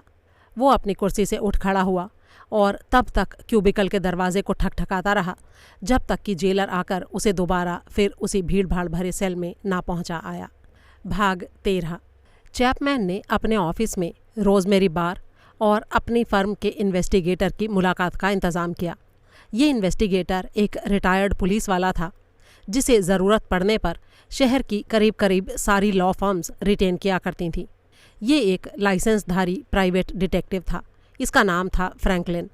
ये बड़ा ही होशियार जासूस था। अपना सारा कामकाज अपनी डेस्क से ही फ़ोन और कंप्यूटर डेटाबेसेस के आधार पर किया करता था। वो कभी कहीं बाहर नहीं जाता था, गन नहीं रखता था और ना ही शर्लॉक होम्स की तरह सिर पर हैट पहनता था। लेकिन तथ्यों की जांच पड़ताल करने में उसका कोई सानी नहीं था और पुलिस डिपार्टमेंट में उसके परिचय का दायरा अभी भी काफ़ी ज़्यादा फैला हुआ था। उसने कहा, देखिए, सारे सबूत एकदम रॉक सॉलिड हैं। एमरसन इस केस का इंचार्ज है और वो काफ़ी भरोसे के लायक आदमी है। वैसा ही रॉडिन भी है, लेकिन दोनों में एक बुनियादी फ़र्क है। एमरसन एक सख्त पुलिस वाला है और रॉडिन एक डरपोक किस्म का वकील है। इसीलिए जब तक सॉलिड एविडेंस ना हो, दोनों ही ऐसी बयानबाजी से परहेज़ रखने वाले लोग हैं जैसा कि अभी तक वो बोले हैं। रोज़मेरी बार ने दुखी स्वर में कहा, मुझे बिल्कुल यकीन नहीं है कि मेरा भाई ऐसा कुछ कर सकता है। चैपमैन ने कहा, हाँ, वो भी इस बात से इनकार कर रहा है और वो किसी जैक रीचर के बारे में पूछ रहा है। शायद उसका कोई पुराना परिचित है या फिर हाल फिलहाल में उसका कोई जानकार हो सकता है। क्या तुमने पहले कभी ये नाम सुना है मिस बार? रोज़मेरी ने इनकार में सिर हिला दिया। चैपमैन ने कहा, हो सकता है ये जैक रीचर कोई सकाइट्रिस्ट हो सकता है इसने कभी मिस्टर बार का इलाज वगैरह किया हो। रोज़मेरी ने विरोध करते हुए कहा, नहीं, मेरा भाई कभी किसी सकाइट्रिस्ट के पास नहीं गया। क्या आपको पक्का यकीन है मिस? जी हाँ, पक्का यकीन है। आपके भाई को इस शहर में रहते हुए कितना अरसा हो गया? 14 साल। आप दोनों के रिश्ते कैसे थे? हम दोनों एक ही घर में रहते थे। लेकिन अब तो आप वहाँ नहीं रहती? जी नहीं, कुछ दिन हुए मैंने वो घर छोड़ दिया था। तब तो हो सकता है आपके यूं अचानक घर छोड़ जाने से उसे कोई धक्का पहुंचा हो और इसीलिए उसने सकाइट्रिस्ट की मदद ली हो। जी नहीं मिस्टर चैपमैन, अगर ऐसा हुआ होता तो उसने मुझसे ज़रूर कहा होता। चैपमैन फ्रैंकलिन की तरफ मुड़ा और बोला, तब फिर हो सकता है कि ये रीचर कोई आर्मी डॉक्टर रहा हो। जो भी हो, हमें इसके बारे में पता तो लगाना ही होगा। फ्रैंकलिन ने कहा, आप लोग चिंता मत कीजिए, इसे ढूंढना मेरा काम है और मैं उसे ढूंढ ही लूँगा। भाग 14। फ्रैंकलिन ने जैक रीचर के बारे में जानकारी जुटाने के लिए पूरे 3 घंटों तक माथापच्ची की। पहले उसने सकाइट्रिस्ट एसोसिएशन की वेबसाइट पर सारे रजिस्टर्ड डॉक्टरों की लिस्ट टटोली। कोई नतीजा हासिल नहीं हुआ। फिर उसने इंटरनेट पर गल्फ वॉर सपोर्ट ग्रुप्स के बारे में जानकारी हासिल की। वहाँ से भी कुछ नहीं मिला। फिर उसने लेक्सिस नेक्सिस और सारे न्यूज़ ऑर्गेनाइजेशंस को भी टटोल लिया, लेकिन नतीजा वही 0। थक हार कर उसने दोबारा शुरुआत की और नेशनल पर्सनल रिकॉर्ड सेंटर के डेटाबेस को खंगालना शुरू किया। यहाँ पर सारे नए पुराने मिलिट्री पर्सन्स के रिकॉर्ड्स अपडेट थे। यहाँ उसे बड़ी ही आसानी से जैक रीचर के नाम की एंट्री मिल गई। रीचर ने 1984 में आर्मी ज्वाइन की थी और 1997 में सम्मान के साथ वहाँ से विदा हुआ था। जेम्स बार 1985 में आर्मी में भर्ती हुआ था और 1991 में सम्मान के साथ डिस्चार्ज किया गया था। इस तरह दोनों की भर्ती और डिस्चार्ज में 6 सालों का अंतर था। लेकिन एंट्री में दर्ज विवरण के अनुसार रीचर ना तो कोई डॉक्टर था और ना ही सकाइट्रिस्ट। वो मिलिट्री पुलिस का ऑफिसर था, वो भी मेजर रैंक का, सबसे ऊंची क्वालिटी का इन्वेस्टिगेटर। जबकि जेम्स बार का संबंध दूर दूर तक मिलिट्री पुलिस से नहीं था। वो एक निचले स्तर की पैदल सेना के एक स्पेशलिस्ट दस्ते से डिस्चार्ज हुआ था। अब सोचने वाली बात ये थी कि मिलिट्री पुलिस के एक मेजर रैंक के आदमी का साधारण इन्फेंट्री के एक साधारण सिपाही से कैसा संबंध हो सकता था। ज़रूर कोई खास ही कारण रहा होगा, बहुत ही खास, वरना जेम्स बार यूं ही उसका नाम ना लेता। लेकिन वो खास कारण होगा क्या? 3 घंटों की लगातार मगजमारी के बाद जब फ्रैंकलिन इस काम से फारिग हुआ तो उसने पाया कि उसके पास रीचर की अब सिर्फ पहचान थी, लेकिन उससे संपर्क का कोई जरिया नहीं था, क्योंकि 1997 के बाद से ही वो गधे के सिर से सींग की तरह गायब था। उसका कहीं पर कोई नामो निशान नहीं था, ना ही उसके कहीं देखे जाने की कोई खबर थी। सोशल सिक्योरिटी एडमिनिस्ट्रेशन के अनुसार वो अब भी जीवित था। NCIC के अनुसार वो किसी जेल में भी नहीं था। वो बस गायब था। कोई क्रेडिट रेटिंग नहीं, कोई प्रॉपर्टी नहीं, कोई व्हीकल नहीं, बोट नहीं, कोई लेन देन नहीं, कर्ज नहीं, फ़ोन नंबर नहीं और कोई पता भी नहीं। उसके खिलाफ कहीं कोई वारंट जारी नहीं हुआ था, कोई फैसला नहीं सुनाया गया था। वो किसी का पति नहीं था, किसी का पिता नहीं था। वो बस एक भूत था। भाग 15। जेम्स बार ने भी यही 3 घंटे बड़ी यातना में गुजारे थे। इसकी शुरुआत तब हुई थी जब उसने अपने सेल से बाहर कदम रखा था और दाईं तरफ मुड़कर कुछ दूर लगे पे फ़ोन की तरफ बढ़ा था। वहां पहुंचने के लिए एक कॉरिडोर से होकर गुजरना पड़ता था। ये कॉरिडोर काफ़ी तंग था और गुजरते समय उसका कंधा एक दूसरे कैदी के कंधे से रगड़ खा गया और उसी समय वो अपनी ज़िंदगी की सबसे बड़ी भूल कर बैठा था। उसने फर्श से अपनी नज़रें उठाईं और उस दूसरे व्यक्ति की तरफ देखकर इस गलती के लिए उससे माफ़ी मांग ली थी। ये एक बहुत ही बड़ी गलती थी। किसी फिश का इस तरह से आंखें उठाकर, आंखों में आंखें डालकर किसी पुराने कैदी की तरफ देखना एक ऐसा अपराध था जिसे किसी भी कीमत पर माफ़ नहीं किया जा सकता था, भले ही ये काम पुराने कैदी के सम्मान में ही क्यों ना किया गया हो। ये जेल का कानून था और अगले 2 घंटों के भीतर ही उसे अपनी इस गलती का बहुत बड़ा खामियाजा भुगतना पड़ा। वो अपने सेल से बाहर निकलकर कुछ ही कदम चला था कि उसको सामने वही मैक्सिकन दिखाई दिया जिसके सम्मान में उससे वो गलती हुई थी। उसके हाथ में चाकू था और उसके इर्द गिर्द 12 लोग और खड़े थे। ये चाकू असल में एक प्लास्टिक का टूथब्रश था जिसके हैंडल पर एक टेप लिपटा हुआ था और ब्रश के अगले सिरे को घिसकर इतना नोकदार बना दिया गया था कि वो चाकू की तरह तीखा नज़र आ रहा था। इन सभी लोगों के शरीरों पर ढेर सारे टैटू गुदे हुए थे और उनके बाल छोटे छोटे कतरे हुए थे। उसने घबराकर कहा, सुनो, मेरी बात सुनो। लेकिन मैक्सिकन और उसके साथियों ने ना कुछ सुना और ना कुछ देखा। ठीक 8 मिनट के बाद ही जेम्स बार कोमा में पहुंच चुका था। जब जेल के कर्मचारियों ने उसकी बॉडी को बरामद किया तो वो फर्श पर बेहोश पड़ा हुआ था। मार मार कर उसका मलीदा बना दिया गया था।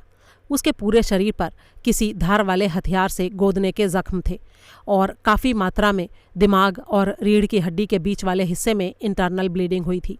बाद में जेल में फैली बातचीत से पता चला कि उसने उस लैटिन आदमी की शान में गुस्ताखी की थी, तो इसलिए ये तो होना ही था। उसे फ़ौरन एक हेलीकॉप्टर से शहर के हॉस्पिटल ले जाया गया और उसके ज़ख्मों पर टाँके लगाकर उसके दिमाग का ऑपरेशन किया गया। फिर उसे कोमा की ही हालत में ICU में शिफ्ट कर दिया गया। उसे कब तक होश आएगा इस बारे में डॉक्टर्स श्योर नहीं थे। हो सकता था उसे एक ही दिन में होश आ जाता, या फिर शायद 1 हफ्ते में, या फिर 1 महीने में। हो सकता है 1 साल भी लग जाता, या फिर ऐसा भी हो सकता था कि वो कभी होश में आता ही नहीं। और इस बात से किसी को भी कोई फ़र्क नहीं पड़ता था सिवाय रोज़मेरी के। जब फ्रैंकलिन ने रोज़मेरी बार को कॉल करके उसे इस बारे में बताया तो वो बिल्कुल खामोश हो गई, मानो मन ही मन अचानक लगे इस सदमे से उबरने की कोशिश कर रही हो। कुछ देर बाद उसने कहा, शायद मुझे हॉस्पिटल जाकर उसे देखना चाहिए, शायद मुझे हॉस्पिटल जाकर उसे देखना चाहिए। मेरा भाई एकदम निर्दोष है। ये जो भी हुआ है बहुत ही गलत हुआ है। फ्रैंकलिन ने उससे सवाल किया, ये बताओ रोज़मेरी, क्या कल तुम मुझसे मिली थीं? आप कहना क्या चाहते हैं मिस्टर फ्रैंकलिन, कि मैं उसे एलिबाई दूं? जी नहीं, मैं ऐसा नहीं कर सकती। मुझे नहीं पता कि कल वो कहाँ था और क्या कुछ करता रहा था। फ्रैंकलिन ने सवाल किया, क्या कुछ ऐसी जगह हैं जहाँ वो रोज़ जाता रहा हो? कोई सिनेमा हॉल, बार या ऐसी ही कोई दूसरी जगह? मेरे ख्याल से तो ऐसी कोई जगह नहीं थी, रोज़मेरी ने कहा। कोई ऐसा दोस्त जिसके साथ वो घूमने फिरने जाता हो, या फिर कोई गर्लफ्रेंड वगैरह? जी नहीं, कुछ भी नहीं। परिवार का कोई और सदस्य जिससे वो मिलता जुलता रहा हो? जी नहीं मिस्टर फ्रैंकलिन, परिवार के नाम पर सिर्फ हम 2 ही लोग हैं, मैं और वो। अच्छा, क्या आपको वो आदमी मिला जिसका नाम मेरे भाई ने लिया था? वो जैक रीचर? नहीं, अभी तक वो मुझे नहीं मिला मिस मैरी, और मुझे लगता है कि मिलेगा भी नहीं। उसका कहीं कोई अता पता नहीं है, वो जैसे एक भूत है। लेकिन आप उसकी तलाश जारी रखेंगे ना सर? हाँ, वो तो मैं करूँगा। असल में इससे ज़्यादा और मैं कुछ कर भी नहीं सकता। रोज़मेरी ने एक ठंडी सांस ली और बोली, ठीक है, तब तो हमें उसके बिना ही कुछ करना होगा। लेकिन अभी जब ये लोग बात कर रहे थे तो वो दोनों ही नहीं जानते थे कि जैक रीचर रास्ते में था और उन्हीं की तरफ आ रहा था। अध्याय 2। जैक रीचर सिर्फ एक औरत की वजह से उन तक पहुंचने के रास्ते में था। शुक्रवार की रात उसने साउथ बीच मियामी के एक सालसा क्लब में एक डांसर के साथ गुजारी थी, जो कि एक क्रूज शिप पर थी। ये एक नॉर्वेजियन शिप था और वो लड़की भी नॉर्वेजियन थी। साथ में थोड़ा समय बिताने के लिए वो दोनों समुद्र के किनारे एक छोटे से होटल में रुके हुए थे। शनिवार की सुबह 8 बजे जब रीचर उठा तो उसने टीवी ऑन किया और ESPN चैनल को ढूंढने लगा। वो शुक्रवार रात को हुई अमेरिकन लीग के हाइलाइट्स देखना चाहता था, लेकिन उसे वो चैनल नहीं मिला। बार बार चैनल बदलते हुए अचानक उसके हाथ CNN पर रुक गए, क्योंकि उसने इंडियाना पुलिस डिपार्टमेंट के चीफ को एक नाम लेते हुए सुना था जिसे वो जानता था, और वो नाम था जेम्स बार। टीवी पर दिख रहा सीन किसी प्रेस कॉन्फ्रेंस का था। स्क्रीन के ऊपर एक कैप्शन था जिसके ऊपर लिखा हुआ था, NBC से आभार के साथ। रीचर बड़े ही ध्यान से टकटकी लगाए पूरी न्यूज़ को देखता रहा। उसके माथे पर बल पड़े हुए थे। उसने पुलिस चीफ की बातें सुनी, फिर एमरसन की, फिर रॉडिन की, और फिर एन यानी को कलपते हुए भी देखा। जब ये न्यूज़ पूरी ख़त्म हो गई तो रीचर ने टीवी को ऑफ कर दिया। तभी उसकी साथी, वो नॉर्वेजियन लड़की, बाथरूम से बाहर आई और मुस्कुराते हुए उससे बोली, तो डार्लिंग, आज हम कहाँ घूमने जा रहे हैं? रीचर ने सख्त स्वर में कहा, कहीं नहीं, मैं इंडियाना जा रहा हूँ। और फिर अगले 5 मिनट के अंदर वो अपने सफ़र पर निकल पड़ा था। उसे मियामी से जैक्सनविल तक जाना था, फिर जैक्सनविल से न्यू ऑरलिन्स, न्यू ऑरलिन्स से सेंट लुई, सेंट लुई से इंडियानापोलिस, फिर कोई लोकल बस पकड़कर शायद दक्षिण की तरफ उसे उस उपनगर में पहुंचना था। अराइवल और डिपार्चर का कोई निश्चित समय नहीं था।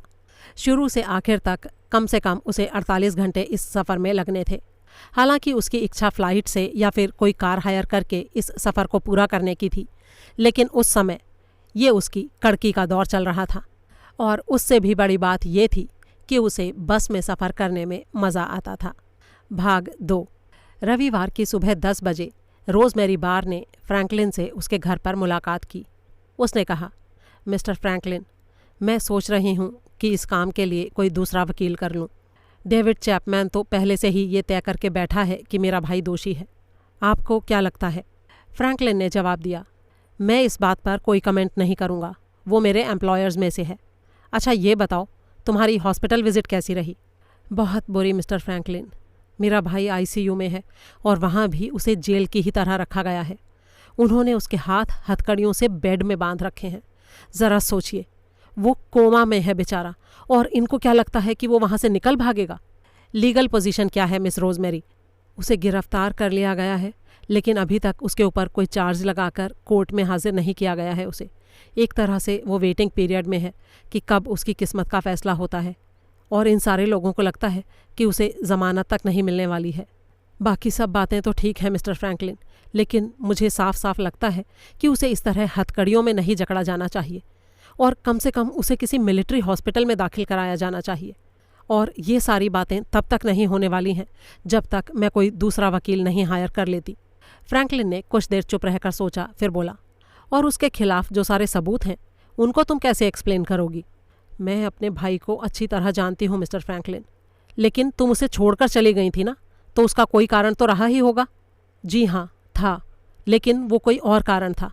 मैं इसलिए नहीं गई थी कि मेरा भाई एक होमिसाइडल मैनिएक था। क्या आपको भी ये लगता है मिस्टर फ्रैंकलिन कि मेरा भाई दोषी है? देखिए मिस रोज़मेरी, मेरे कुछ लगने या ना लगने से कोई फ़र्क नहीं पड़ता। मैं सिर्फ उन्हीं बातों से नतीजे निकालता हूँ जो मुझे हासिल होती हैं, और अभी तक जो तथ्य मेरे सामने आए हैं उनके नतीजे ज़्यादा उम्मीद नहीं जगाते हैं। ठीक है, मैं समझ सकती हूँ। क्या आप कोई दूसरा अच्छा वकील मुझे रेकमेंड कर सकते हैं मिस्टर फ्रैंकलिन? ओह, तो तुमने पूरा मन बना लिया है ऐसा करने का, लेकिन क्या ऐसा करने के लिए तुम्हारे पास पावर ऑफ अटॉर्नी है? रोज़मेरी ने जवाब दिया। मेरे ख्याल से अब वो ऑटोमेटिक तरीके से मुझे हासिल हो गई होगी। इस समय मेरा भाई कोमा में है और उसकी सबसे करीबी रिश्तेदार मैं ही हूँ। लेकिन क्या तुम आर्थिक रूप से इतनी समर्थ हो जो प्राइवेट वकील का खर्चा उठा पाओगी? बहुत ज़्यादा तो नहीं, लेकिन मेरे भाई के पास थोड़ा बहुत पैसा है। लेकिन ये ठीक नहीं रहेगा मिस रोज़मेरी। ये एक तरह से उस फर्म के मुंह पर तमाचा मारने जैसी बात होगी जिसके लिए तुम काम करती हो सकता है वो तुम्हें जॉब से भी निकाल दें। मुझे उसकी कोई परवाह नहीं है मिस्टर फ्रैंकलिन। मेरी जॉब तो वैसे भी जानी है। मैं अगर जेम्स की मदद ना भी करूं तो भी देर सवेर वो मुझे चलता कर ही देंगे। अगर जेम्स दोषी सिद्ध हो गया तो उसकी बहन होने के नाते बदनामी तो मेरे सिर भी आएगी ही ना। ऐसे आदमी की बहन से भला कोई भी संबंध क्यों रखना चाहेगा? तो इसलिए सारी बातों को छोड़कर आप प्लीज़ मुझे इतना बता दीजिए कि मैं अब किससे संपर्क करूं। फ्रैंकलिन ने थोड़ी देर उसकी बात पर विचार किया, फिर बोला, तुम ऐसा करो, हेलन रॉडेन से संपर्क करके देखो। रॉडेन? रोज़मेरी के माथे पर बल पड़ गए। हाँ, रॉडेन। वो डिस्ट्रिक्ट अटॉर्नी रॉडेन की बेटी है। कमर्शियल एरिया में उसका ऑफिस है। उसने नई प्रैक्टिस शुरू की है और वो अपनी एक पहचान बनाना चाहती है। नई तो है लेकिन तेज़ तर्रार और इंटेलिजेंट बहुत है। लेकिन वो रॉडेन की बेटी है। वो अपने बाप के खिलाफ मेरे लिए क्यों काम करेगी भला? क्योंकि उसकी अपने बाप से ज़्यादा बनती नहीं है। वो एक लंबे अरसे तक अपने बाप से दूर ही रही है। पहले कॉलेज, फिर लॉ स्कूल, फिर वॉशिंगटन में एक जज के यहाँ क्लर्की करते हुए, और कुल मिलाकर वो एक अच्छी वकील साबित होगी। भाग 3। रोज़मेरी बार ने हेलन रॉडेन को उसके ऑफिस नंबर पर कॉल लगाई। ये रविवार का दिन था, लेकिन उसके बावजूद हेलन अपने ऑफिस में मौजूद थी। उसका ऑफिस 2 खाली से कमरों से बना था जो उसी काले कांच वाले टॉवर में थे जिसके 2nd फ्लोर पर NBC का ऑफिस था। रोज़मेरी बार को हेलन रॉडेन को केस के बारे में विस्तार से नहीं बताना पड़ा, क्योंकि पूरी घटना ही उसके ऑफिस की खिड़की के ठीक बाहर ही घटी थी। उसका कुछ हिस्सा हेलन ने खुद भी देखा था और बाकी उसने टीवी न्यूज़ देखकर पूरा कर लिया था। उसने एन यानी की सारी कवरेज भी देख रखी थी। अक्सर इमारत की लॉबी या लिफ्ट में उसे उसका थोबड़ा भी अक्सर दिखता रहता था और इसीलिए वो उसे पहचानती भी थी। रोज़मेरी ने उससे सवाल किया, क्या तुम मेरे भाई की मदद करोगी? हेलन रॉडेन ने एक बारगी कोई जवाब नहीं दिया। इन हालातों में सबसे सटीक उत्तर यही हो सकता था कि कोई सवाल ही नहीं उठता। लेकिन कुछ ऐसे कारण थे जिनकी वजह से हेलन ने तुरंत इनकार नहीं किया। वो सोच में पड़ गई। पहला कारण ये था कि वो अच्छी तरह से जानती थी कि एक ही धंधे में होने के कारण देर सवेर उसका अपने पिता से टकराव होना निश्चित था। दूसरा कारण ये था कि किसी भी वकील के शुरुआती केस उसकी काबिलियत को दिखाते थे और उसका भविष्य तय करते थे। रास्ते वही तय करना बेहतर होता है जिनकी मंजिल का पता हो। जिस अपराधी के लिए पूरे शहर में नफरत का माहौल बना हुआ हो, उसके डिफेंस के लिए खड़ा होना शर्तिया अपने पैरों पर कुल्हाड़ी मारने जैसा था। ऊपर से रोज़मेरी की बातों से उसे ये जाहिर हो चुका था कि उसके पास उसे देने के लिए ज़्यादा पैसा भी नहीं था और कैरियर की शुरुआत में ही फोकट में केस लड़ना एक अच्छा आइडिया नहीं था। लेकिन वो ये बात भी जानती थी कि आरोपी को भी अपना पक्ष रखने के लिए किसी प्रतिनिधि की ज़रूरत थी। ये उसका संवैधानिक अधिकार था और जब तक उसका दोष सिद्ध ना हो जाए तब तक एक तरह से वो निर्दोष ही था। और फिर इस केस में उसे करने के लिए ज़्यादा कुछ नज़र भी नहीं आ रहा था। अगर सारे सबूत इतने ही एयरटाइट और अकाट्य थे जैसा कि उसके पिता बता रहे थे, तो फिर उसे ज़्यादा से ज़्यादा बस उन सबूतों का निरीक्षण भर ही करना था।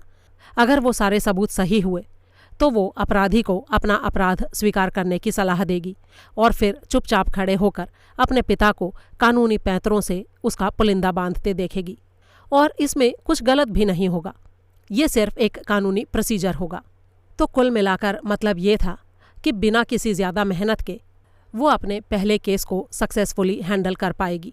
काफ़ी सोच विचार करने के बाद उसने कहा, ठीक है, मैं तुम्हारा केस लेने के लिए तैयार हूँ। फिर उसने अपनी नई क्लाइंट को अगली सुबह 7 बजे ऑफिस में आकर मिलने को कहा। रोज़मेरी सोमवार सुबह ठीक 7 बजे वहाँ पहुँच गई। फ्रैंकलिन भी वहाँ मौजूद था। उसे हेलन रॉडेन पर पूरा भरोसा था। हेलन 1 घंटे पहले ही वहाँ पहुँच चुकी थी। उसने रविवार की शाम को ही डेविड चैपमैन को इस बात की सूचना दे दी थी कि अब जेम्स बार को वो रिप्रेजेंट कर रही थी और उससे जेम्स बार के इंटरव्यू वाला टेप भी उसने हासिल कर लिया था। चैपमैन ने खुशी खुशी टेप उसे देकर इस मामले से अपने हाथ धो लिए थे। टेप हासिल करने के बाद उसने रविवार की रात को कम से कम उसे दर्जनों बार सुना था और सुबह से भी दर्जनों बार सुन चुकी थी। जेम्स बार से हासिल सिर्फ यही एक इकलौती चीज़ उसके पास थी, इसीलिए वो इसे पूरे ध्यान से सुन रही थी और अब तक कई नतीजे भी निकाल चुकी थी। उसने वो टेप रोज़मेरी बार को भी सुनवाई और फिर प्लेयर को ऑफ करके कहा, देखो रोज़मेरी, मुझे लगता है कि तुम्हारे भाई को इस बात का पूरा यकीन है कि उसने कुछ नहीं किया है। उसे जो कहना था वो उसने कहा, और जब उसने ये देखा कि चैपमैन उसकी बात को गंभीरता से नहीं ले रहा है तो वो उकता गया और उसने इंटरव्यू ख़त्म कर दिया। वो उठकर वहाँ से चला गया। अब मैंने कल अपने पिता से बात की थी। सारे एविडेंस तुम्हारे भाई के खिलाफ हैं और ये साफ साफ नज़र आ रहा है कि ये सब तुम्हारे भाई ने ही किया है। लेकिन क्या सबूतों के बारे में आपके पिता ने आपको सब कुछ सही सही बताया है? रोज़मेरी ने पूछा। वो भला झूठ क्यों बोलेंगे रोज़मेरी, और वैसे भी हम खुद भी वो सारी चीज़ें देखने जा रहे हैं और खुद उनकी सत्यता को परखेंगे भी, इसलिए उनके झूठ बोलने या ब्लफ खेलने की कोई तुक ही नहीं है। और अगर वो सारे सबूत सच भी हैं तो भी हम तुम्हारे भाई की मदद कर सकते हैं। उसे यकीन है कि उसने कुछ नहीं किया। ये बात टेप सुनने के बाद मैं पूरी तरह से श्योर होकर कह सकती हूँ, लेकिन इस समय हम ऐसा मान सकते हैं कि वो भ्रम की स्थिति में है, या फिर कम से कम शनिवार को वो इस हालत में ज़रूर था। तो ये भी हो सकता है कि शुक्रवार को भी उसकी हालत इससे कोई बहुत अलग ना रही हो। रोज़मेरी ने आंखें सिकोड़ी और बोली, क्या आपका इरादा उसे पागल साबित करने का है? हेलन ने सहमति में सिर हिलाया और बोली, मेडिकल ग्राउंड पर फ़िलहाल अभी उसे डिफेंड करके ले जाना हमारा एक तगड़ा शॉट होगा। अगर हम ये कर पाए तो कम से कम ट्रायल से पहले वो लोग उसकी जो दुर्गति करने वाले हैं उससे वो शर्तिया बच जाएगा। ऐसा करते हैं कि हम लोग 10:30 बजे फिर से मिलते हैं। तब तक मैं कोई स्ट्रैटेजी प्लान करती हूँ, क्योंकि अगर हमें उसका हॉस्पिटल बदलवाना है तो जो कुछ भी करना है वो फ़ौरन ही करना होगा। हालांकि रोज़मेरी बार को ये बात ज़्यादा पसंद नहीं आई थी, लेकिन उसके पास इसके अलावा और कोई चारा भी नहीं था। उसने कातर स्वर में कहा, हमें जैक रीचर नाम के इस आदमी को भी तो तलाशना है। हेलन ने सिर हिलाया और बोली, मैंने ये नाम एमरसन और अपने पिता को बता दिया है। एमरसन के लोगों ने तुम्हारे भाई के घर की पूरी तलाशी ली थी। हो सकता है कि उन्हें घर से इसका कोई पता या फ़ोन नंबर वगैरह मिला हो, और मेरे पिता को बताना इसलिए ज़रूरी था क्योंकि हम उसे अपने गवाहों की लिस्ट में शामिल करना चाहते हैं, क्योंकि हो सकता है ये आदमी हमारी कोई मदद कर सके। रोज़मेरी ने जवाब दिया, हमें जल्द से जल्द इसे खोजना होगा। जेम्स ने अगर इसे बुलाने को कहा है तो इस बात का ज़रूर कोई ना कोई मतलब तो होगा। हेलन ने सहमति जताते हुए कहा, बिल्कुल सही कहा तुमने, मुझे भी उसकी ज़रूरत है। उसके पास हमारे काम आने लायक कोई खास जानकारी भी हो सकती है, या फिर कुछ ऐसा भी हो सकता है जो आगे हमारे बहुत काम आने वाला हो। फ्रैंकलिन ने एक ठंडी सांस ली और बोला, लेकिन उस तक पहुंच पाना संभव नहीं है। मैं पूरी कोशिश करके देख चुका हूँ, उसका कहीं कोई अता पता नहीं है। भाग 3। लेकिन जैक रीचर उनसे सिर्फ 2 घंटे की दूरी पर था। इंडियानापोलिस के बाहर एक बस में हिचकोले खाते हुए बैठा हुआ वो एक धीमा लेकिन खुशनुमा सफ़र तय कर रहा था। शनिवार की रात उसने न्यू ऑरलीन्स में बस डिपो के नज़दीक एक मोटेल में गुजारी थी और इतवार की रात को वो इंडियानापोलिस में था। जाहिर था कि उसे छक कर खाने, सोने और नहाने धोने के लिए काफ़ी टाइम मिल गया था। फिर भी उसका ज़्यादातर समय बसों में झूला झूलते, हिचकोले खाते हुए और ऊँघते हुए ही गुजरा था। जब ब्लूमिंगटन पर बस रुकी तो 6 लोग उतर गए। उनमें से एक पैसेंजर पीछे अपना अखबार छोड़ गया। रीचर ने उसे उठा लिया और उसके पन्ने पलटने लगा। उसकी नज़र उस दिन की हेडलाइन पर पड़ी, गोलीकांड के अभियुक्त पर जेल में जानलेवा हमला। उसने जल्दी जल्दी पूरी खबर पढ़ी। जेम्स पर हुए हमले और उसके कोमा में चले जाने को पूरी डिटेल से इस खबर में बताया गया था। साथ ही कुछ और तथ्य भी बताए गए थे। बार की बहन इस घटना से कुछ ही महीने पहले उसका घर छोड़कर दूसरी जगह रहने चली गई थी। खबर को लिखने वाले जर्नलिस्ट का ख्याल था कि इसकी वजह बार की मानसिक अस्थिरता भी हो सकती थी। खबर पढ़ने के बाद रीचर ने पेपर मोड़कर वापस रख दिया और खिड़की के शीशे पर अपना सिर टिकाकर पीछे छूटती सड़क को निहारने लगा। सुबह 9:30 बजे उसकी बस ने उसे उसकी मंजिल पर पहुंचा दिया। बस से नीचे उतरने के बाद उसने फुटपाथ पर खड़े होकर अंगड़ाई ली। फिर उसने अपने पहने हुए कपड़ों पर एक नज़र डाली। उसने सफ़ेद रंग की चीनो पैंट और पीले रंग की शर्ट पहन रखी थी। 3 दिनों से वो इन्हीं कपड़ों में था। उनकी हालत देखकर उसने तय किया कि उन कपड़ों में अभी 1 दिन और गुजारा जा सकता था। उसके बाद वो किसी स्टोर से सस्ते कपड़े खरीद लेगा और इन कपड़ों को फेंक देगा। फिर तेज़ कदमों से चलता हुआ वो डिस्ट्रिक्ट अटॉर्नी रॉडिन के ऑफिस में पहुंचा। उसकी नेम प्लेट पर नाम लिखा हुआ था ए रॉडिन। रीचर दरवाजे से भीतर दाखिल हुआ और उसने काउंटर पर बैठी रिसेप्शनिस्ट से ए रॉडिन से मिलने की मंशा जाहिर की। लड़की ने उसका नाम पूछा और फिर इंटरकॉम पर किसी से कुछ देर बात की। उधर से मिला जवाब सुनने के बाद उसकी आंखों में ज़माने भर की हैरत उमड़ आई। उसके बॉस से मिलने का अपॉइंटमेंट लेने के लिए जान पहचान वाले लोगों को भी कई कई घंटों या कई कई दिनों का इंतज़ार करना पड़ता था, और इस अनजान आदमी को सिर्फ उसका नाम सुनते ही मुलाकात के लिए तुरंत भेज देने के लिए कहा गया था। ये बात निस्संदेह काफ़ी अजीब थी। फ़ोन रखकर उसने जैक से कहा, आप सीधे ऊपर चले जाइए, मिस्टर रॉडिन 3rd फ्लोर पर मिलेंगे। लड़की के बताए अनुसार रीचर लिफ्ट से होकर 3rd फ्लोर पर पहुंचा। वहां एक और सेक्रेटरी बैठी हुई थी। उसने उसे रॉडिन के ऑफिस में पहुंचा दिया। जब रीचर भीतर घुसा तो रॉडिन अपनी डेस्क के पीछे आने वाले मेहमान के स्वागत के लिए पहले ही उठकर खड़ा हो चुका था। टीवी पर देखे बंदे के आधार पर रीचर ने उसे फौरन पहचान लिया। उसकी उम्र 50 के आसपास की रही होगी। दिखने में वो काफ़ी चुस्त दुरुस्त नज़र आ रहा था। उसके बाल सफ़ेद थे, जिनको छटवाकर उसने छोटे करवा रखे थे। कपड़ों और अपने हाव भाव से वो काफ़ी मेंटेन्ड नज़र आ रहा था। रीचर ने एक सरसरी निगाह अपने चारों तरफ मौजूद चीज़ों पर डाली। ये उसकी खासियत थी कि उड़ती नज़र से देखने पर भी वो बहुत कुछ भांप लेता था। सामने की दीवार पर एक पीली रंगत वाली गहरे बालों वाली लड़की का फ़ोटो लगा हुआ था, जिसने गाउन पहना हुआ था और हाथ में डिग्री थामी हुई थी। वो काफ़ी सुंदर थी। रीचर ने उसे ज़रूरत से कहीं ज़्यादा देर तक निहारा। रॉडिन ने कहा, ये मेरी बेटी है, वो भी वकील है। हाल ही में उसने इसी शहर में अपना ऑफिस बनाया है और मेरे ख्याल से जल्दी ही तुम्हारी मुलाकात उससे होने वाली है। रीचर ने हैरानी से रॉडिन को देखा और बोला, ऐसा क्यों? मैं उससे भला क्यों मिलूँगा? क्योंकि वो जेम्स बार को डिफेंड कर रही है। आपकी बेटी जेम्स बार को डिफेंड कर रही है? क्या ऐसा करना एथिकल है? हाँ, पूरी तरह से एथिकल है। इसके विरुद्ध कोई कानून नहीं है। हालांकि मैं इस काम को उस लड़की की बेवकूफ़ी ही कहूँगा, लेकिन ये काम अनएथिकल तो बिल्कुल नहीं है। और हाँ, मेरी बेटी ने तुम्हारा नाम अपने गवाहों की प्रोविजनल लिस्ट में भी डाल रखा है, क्योंकि उसे लगता है कि तुम्हारे पास कोई ऐसी जानकारी है जो उसके क्लाइंट को निर्दोष साबित कर सकती है। उसे मेरा नाम कहाँ से पता चला? जैक रीचर ने पूछा। ये मुझे नहीं पता। क्या पेंटागन से? रॉडिन ने कंधे उचकाए और बोला, नो आइडिया, लेकिन कहीं से तो मिला ही होगा, तभी तो लोग तुम्हारी तलाश में हैं। ओह, तो क्या इसीलिए मेरी आपसे तुरंत मुलाकात संभव हो पाई है? रॉडिन ने सिर हिलाते हुए कहा, हाँ, है तो ऐसा ही, वरना मैं यूं ही हर किसी के लिए अवेलेबल नहीं होता हूँ। आपका स्टाफ भी आपकी इस पॉलिसी पर पूरी तरह अमल करता जान पड़ता है। आपके रिसेप्शनिस्ट को मुझे यहाँ भेजे जाने की बात सुनकर इसीलिए शायद हैरानी हुई थी। रॉडिन ने कंधे उचकाए और बोला, हाँ, वो तो है ही। अच्छा, तुम बैठो और ये बताओ क्या लोगे? कॉफ़ी? जी हाँ, रीचर ने कहा। रॉडिन ने इंटरकॉम पर कॉफ़ी का ऑर्डर दे दिया। फिर रिसीवर रखते हुए बोला, वैसे मैं ये जानने के लिए उत्सुक हूँ कि सबसे पहले तुम मुझसे ही मिलने के लिए क्यों आए हो? मेरा मतलब है, डिफेंस के पास जाने की बजाय सीधे प्रोसिक्यूशन के पास आने की कोई खास वजह है क्या? जी हाँ, असल में मैं आपकी पर्सनल राय जानना चाहता था। किस बारे में? यही कि जेम्स बार के खिलाफ आपका केस कितना मजबूत है। रॉडिन ने फौरन कोई जवाब नहीं दिया। फिर बोला, जेम्स बार के खिलाफ केस उम्मीद से कहीं ज़्यादा मजबूत है। कोई आई विटनेस तो नहीं है, लेकिन जो कुछ हमें मिला है वो आई विटनेस से कहीं ज़्यादा अहम है। Solid physical evidence.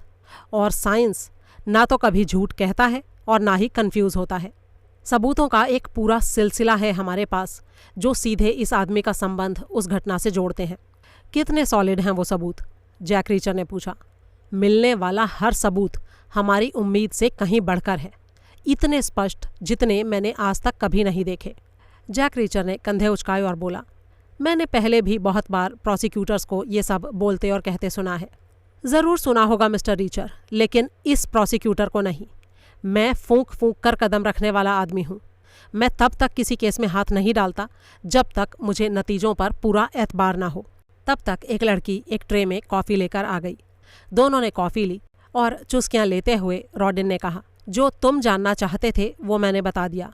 अब ये बताओ कि तुम्हारे पास क्या जानकारी है। मेरी जानकारी फ़िलहाल मैं अपने तक ही सीमित रख रहा हूँ, जैक रीचर ने कहा। तुम मिलिट्री में थे ना? जी हाँ, 13 सालों तक था। और तुम जेम्स बार को जानते थे? थोड़ा बहुत। मुझे उसके बारे में कुछ और बताओ, वकील ने कहा। अभी नहीं मिस्टर रॉडिन। देखो मिस्टर रीचर, अगर तुम्हारे पास कोई ऐसी जानकारी है जो उसे निर्दोष साबित कर सकती है तो तुम्हें वो सब मुझे अभी ही बताना चाहिए। ओह, आपको क्या लगता है मैं आपको इतनी आसानी से बता दूंगा? ठीक है, मत बताओ। वो जानकारी तो मुझे वैसे भी पता चल ही जाएगी, क्योंकि मेरी बेटी उन सारी बातों को सबमिट करेगी ही, क्योंकि वो प्ली बार्गेन के बारे में पहले सोचेगी। जैक ने उसकी बात पर ध्यान न देते हुए कहा, ये ए का क्या मतलब है? क्या मतलब? रॉडिन की समझ में कुछ नहीं आया। मेरा मतलब है आपके इनिशियल्स। आपका पूरा नाम क्या है? अच्छा वो, एलेक्सेई एलेक्सेइविट्ज़। असल में मेरी फैमिली रशिया से आई थी। ये बहुत पहले की बात है, अक्टूबर क्रांति से भी पहले की। लेकिन लोग मुझे एलेक्स के नाम से पुकारते हैं, एलेक्स रॉडिन। रीचर उठकर खड़ा हो गया और उसकी तरफ हाथ बढ़ाता हुआ बोला, well thanks for your time Alex, and also for this coffee. अब क्या तुम मेरी बेटी से मिलने जा रहे हो? अगर मैं ये बात आपको ना बताना चाहूँ तो मिस्टर रॉडिन? रॉडिन मुस्कुराया और बोला, ये तो प्रोसीजर है। मैं कोर्ट का एक ऑफिसर हूँ और तुम गवाहों की लिस्ट में हो। तुम्हें जाकर उससे मिलना ही चाहिए। ये बात मैं तुम्हें सलाह दे रहा हूँ। अगर नहीं मिलोगे तो इसे अनएथिकल कहा जाएगा। ओके, कहाँ मिलेगी आपकी बेटी? रॉडिन ने खिड़की से बाहर उंगली दिखाते हुए कहा, वहाँ बाहर जो वो ग्लास टावर दिख रहा है उसमें। ठीक है, मैं जाता हूँ। इसके बाद जैक रीचर वहाँ से निकलकर ग्लास टावर की बिल्डिंग के पास पहुँचा। दरवाजे के पास ही एक ग्रेनाइट की पट्टी पर NBC का लोगो बना हुआ था। यानी और रॉडिन की बेटी दोनों का ऑफिस एक ही बिल्डिंग में था, रीचर ने सोचा। रॉडिन के ऑफिस से यहाँ तक आते समय वो पूरे रास्ते का अच्छी तरह से जायज़ा लेता हुआ आया था और उसके दिमाग में काफ़ी हद तक अब तक ये बात साफ हो चुकी थी कि किस जगह से लोगों के ऊपर हमले किए गए होंगे और वो कैसे और किस तरफ वहाँ से भागे होंगे। टावर के दरवाजे से अंदर जाकर उसने लॉबी में डायरेक्टरी को तलाश किया। NBC का ऑफिस दूसरी मंजिल पर था और हेलन रॉडिन का चौथी मंजिल पर। वो लिफ्ट का इंतज़ार करने लगा। उसके ठीक आगे एक औरत खड़ी थी जिसके बाल पीली रंगत लिए हुए थे। दूसरी मंजिल पर वो औरत लिफ्ट से उतर गई और उसके बाद रीचर को ख्याल आया कि वो यानी थी। वो टीवी पर उसे पहले देख चुका था। कुछ ही पलों में वो हेलन रॉडिन के ऑफिस के सामने था। दरवाज़ा खटखटाकर वो अंदर दाखिल हुआ। हेलन रॉडिन की जो तस्वीर वो उसके बाप के ऑफिस में देख कर आया था, असल में वो उससे कहीं ज़्यादा खूबसूरत दिखाई दे रही थी। उसकी उम्र 30 साल से ज़्यादा नहीं थी। कद ऊंचा, दुबली पतली, लेकिन कद काठी किसी एथलीट जैसी नज़र आ रही थी। उसके बाल पीली रंगत लिए हुए काफ़ी लंबे थे और आंखें नीली थीं। उसने काले रंग का पैंट, काले रंग का ही टॉप और काले ही रंग का कोट पहन रखा था। मेरा नाम जैक रीचर है, अपना हाथ आगे बढ़ाते हुए उसने कहा। हेलन ने टकटकी लगाकर रीचर की तरफ देखा, फिर उसके मुंह से निकला, आर यू किडिंग मी? क्या तुम वाकई जैक रीचर हो? हमेशा से था और हमेशा रहूँगा। लेकिन तुम्हें कैसे पता चला कि यहाँ पर आना है? हम तो तुम्हारी तलाश कर रहे थे लेकिन पता नहीं लगा पाए। मैंने वो सब टीवी पर देखा था, यानी की कवरेज में, शनिवार को सुबह। Oh my God! तब तो इस टीवी के लिए ईश्वर को धन्यवाद, और इसके लिए भी कि तुम यहाँ पर आए।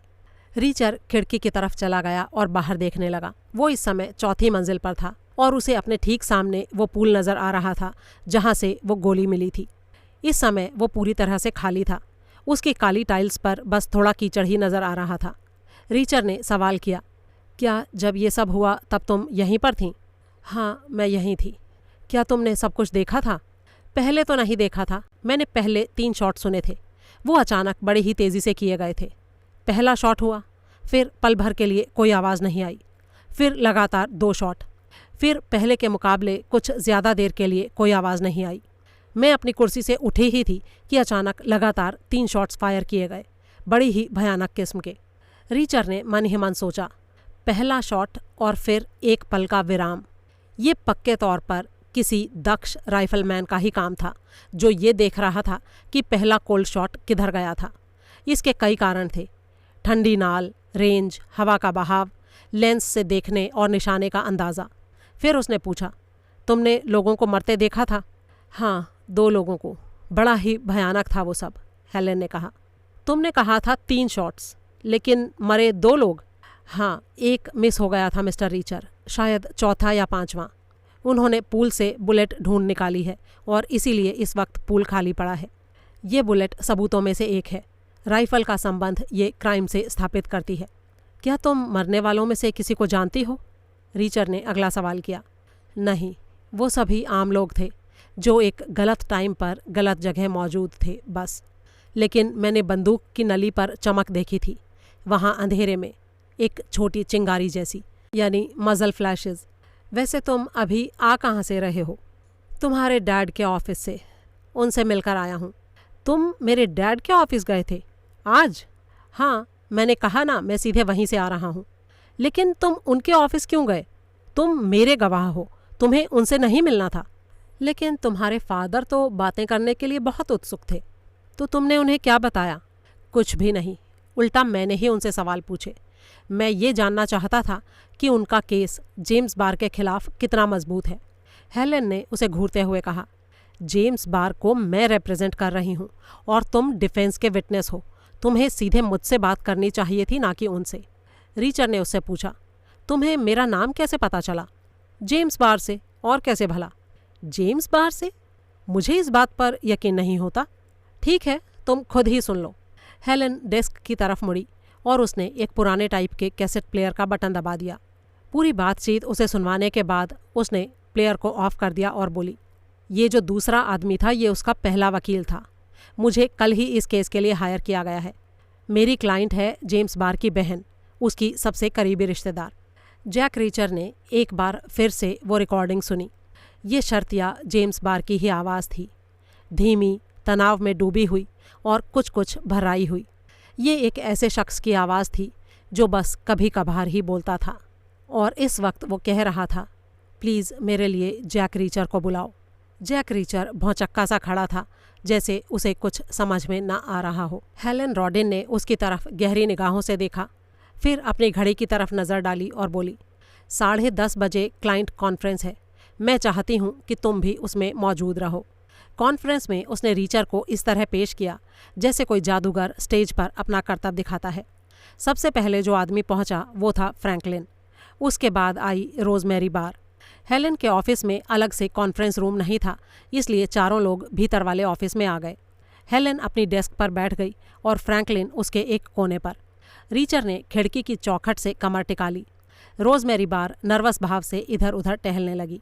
हेलेन ने बोलना शुरू किया, ठीक है, तो अब हम बनाते हैं अपनी डिफेंस स्ट्रैटेजी। ज़्यादा कुछ नहीं तो कम से कम अभी हम मेडिकल प्ली की अर्जी तो डाल ही सकते हैं। इसके अलावा ज़्यादा से ज़्यादा फ़ायदा उठाने के लिए हमें कई दूसरी बातों पर भी गौर करना होगा। और इसी सिलसिले में सबसे पहले मुझे लगता है कि हमें मिस्टर रीचर की बात सुननी चाहिए कि वो हमें इस बारे में क्या बताते हैं। रीचर ने बड़े ही आराम से कहा, मुझे नहीं लगता मेरी बात तुम लोगों को पसंद आएगी, जो कुछ भी मैं कहूँगा वो सब। लेकिन ऐसा क्यों भला? हेलेन ने सवाल किया। क्योंकि मैं यहाँ जेम्स बार की मदद करने नहीं आया हूँ, मैं यहाँ उसे ताबूत में दफनाने आया हूँ। तीनों लोग मुँह बाए उसे ऐसे देखते रहे मानो उनके सामने दुनिया का 8वां अजूबा आकर खड़ा हो गया हो। आखिरकार रोजमेरी ने पूछा, लेकिन क्यों? क्योंकि वो ऐसा पहले भी एक बार कर चुका है, और वही काफ़ी था। कमरे में काफ़ी देर तक सन्नाटा छाया रहा। फिर रीचर ने कहा, क्या हमारी ये बातचीत प्रिविलेज्ड कम्युनिकेशन का दर्जा रखती है? हेलेन ने कहा, हाँ बिल्कुल रखती है। ये एक क्लाइंट कॉन्फ्रेंस है, इसीलिए ये ऑटोमेटिक तरीके से प्रोटेक्टेड है। जो कुछ भी हम यहाँ बोलेंगे वो दोबारा कहीं नहीं दोहराया जाएगा। क्या कानूनी तौर पर तुम्हारा कोई बुरी खबर सुनना जायज़ है? जैक रीचर ने सवाल किया। हेलेन रॉडिन के माथे पर बल पड़ गए। तो क्या तुम प्रोसिक्यूशन के पक्ष में गवाही देने जा रहे हो? वर्तमान हालातों को देखते हुए तो मुझे ऐसा नहीं लगता मिस हेलेन, लेकिन ज़रूरत पड़ी तो पीछे भी नहीं हटूंगा। तो ठीक है, तब हम तुम्हारी बुरी खबर ज़रूर सुनेंगे। लेकिन मुकदमे की कार्रवाई शुरू होने से पहले हम तुमसे एक हलफनामा ज़रूर लेंगे, ताकि एन टाइम पर कोई नई बातें पैदा करके तुम हमें और झटके ना दे सको। फ्रैंकलिन ने कहा। ठीक है, मुझे इसमें कोई प्रॉब्लम नहीं है। और फिर रीचर ने बोलना शुरू किया। जेम्स बार एक स्नाइपर था, आर्मी का बहुत बेहतरीन वाला नहीं और ना ही गया बीता, बस ठीक ठाक और औसत दर्जे का। जो लोग आर्मी ज्वाइन करते हैं उसमें 4 तरह के लोग होते हैं। पहले वो जो मेरे जैसे होते हैं, जिनके लिए ये एक खानदानी बिजनेस की तरह होता है। दूसरे वो जो देशभक्त टाइप के होते हैं, जिनके अंदर देश के लिए कुछ कर गुजरने का जज्बा होता है। तीसरे वो जिनको बस कोई भी नौकरी करनी होती है।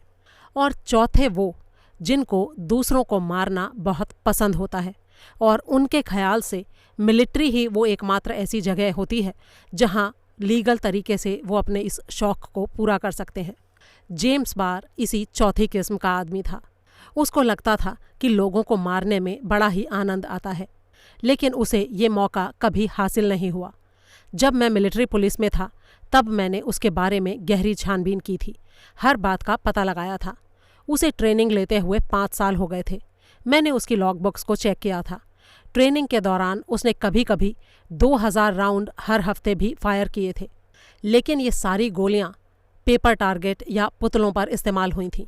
अब तक वो कुल मिलाकर लाखों गोलियां दाग चुका था, लेकिन सारी की सारी ऐसे ही टारगेट्स पर। एक भी गोली किसी जीते जागते इंसान पर इस्तेमाल नहीं हुई थी।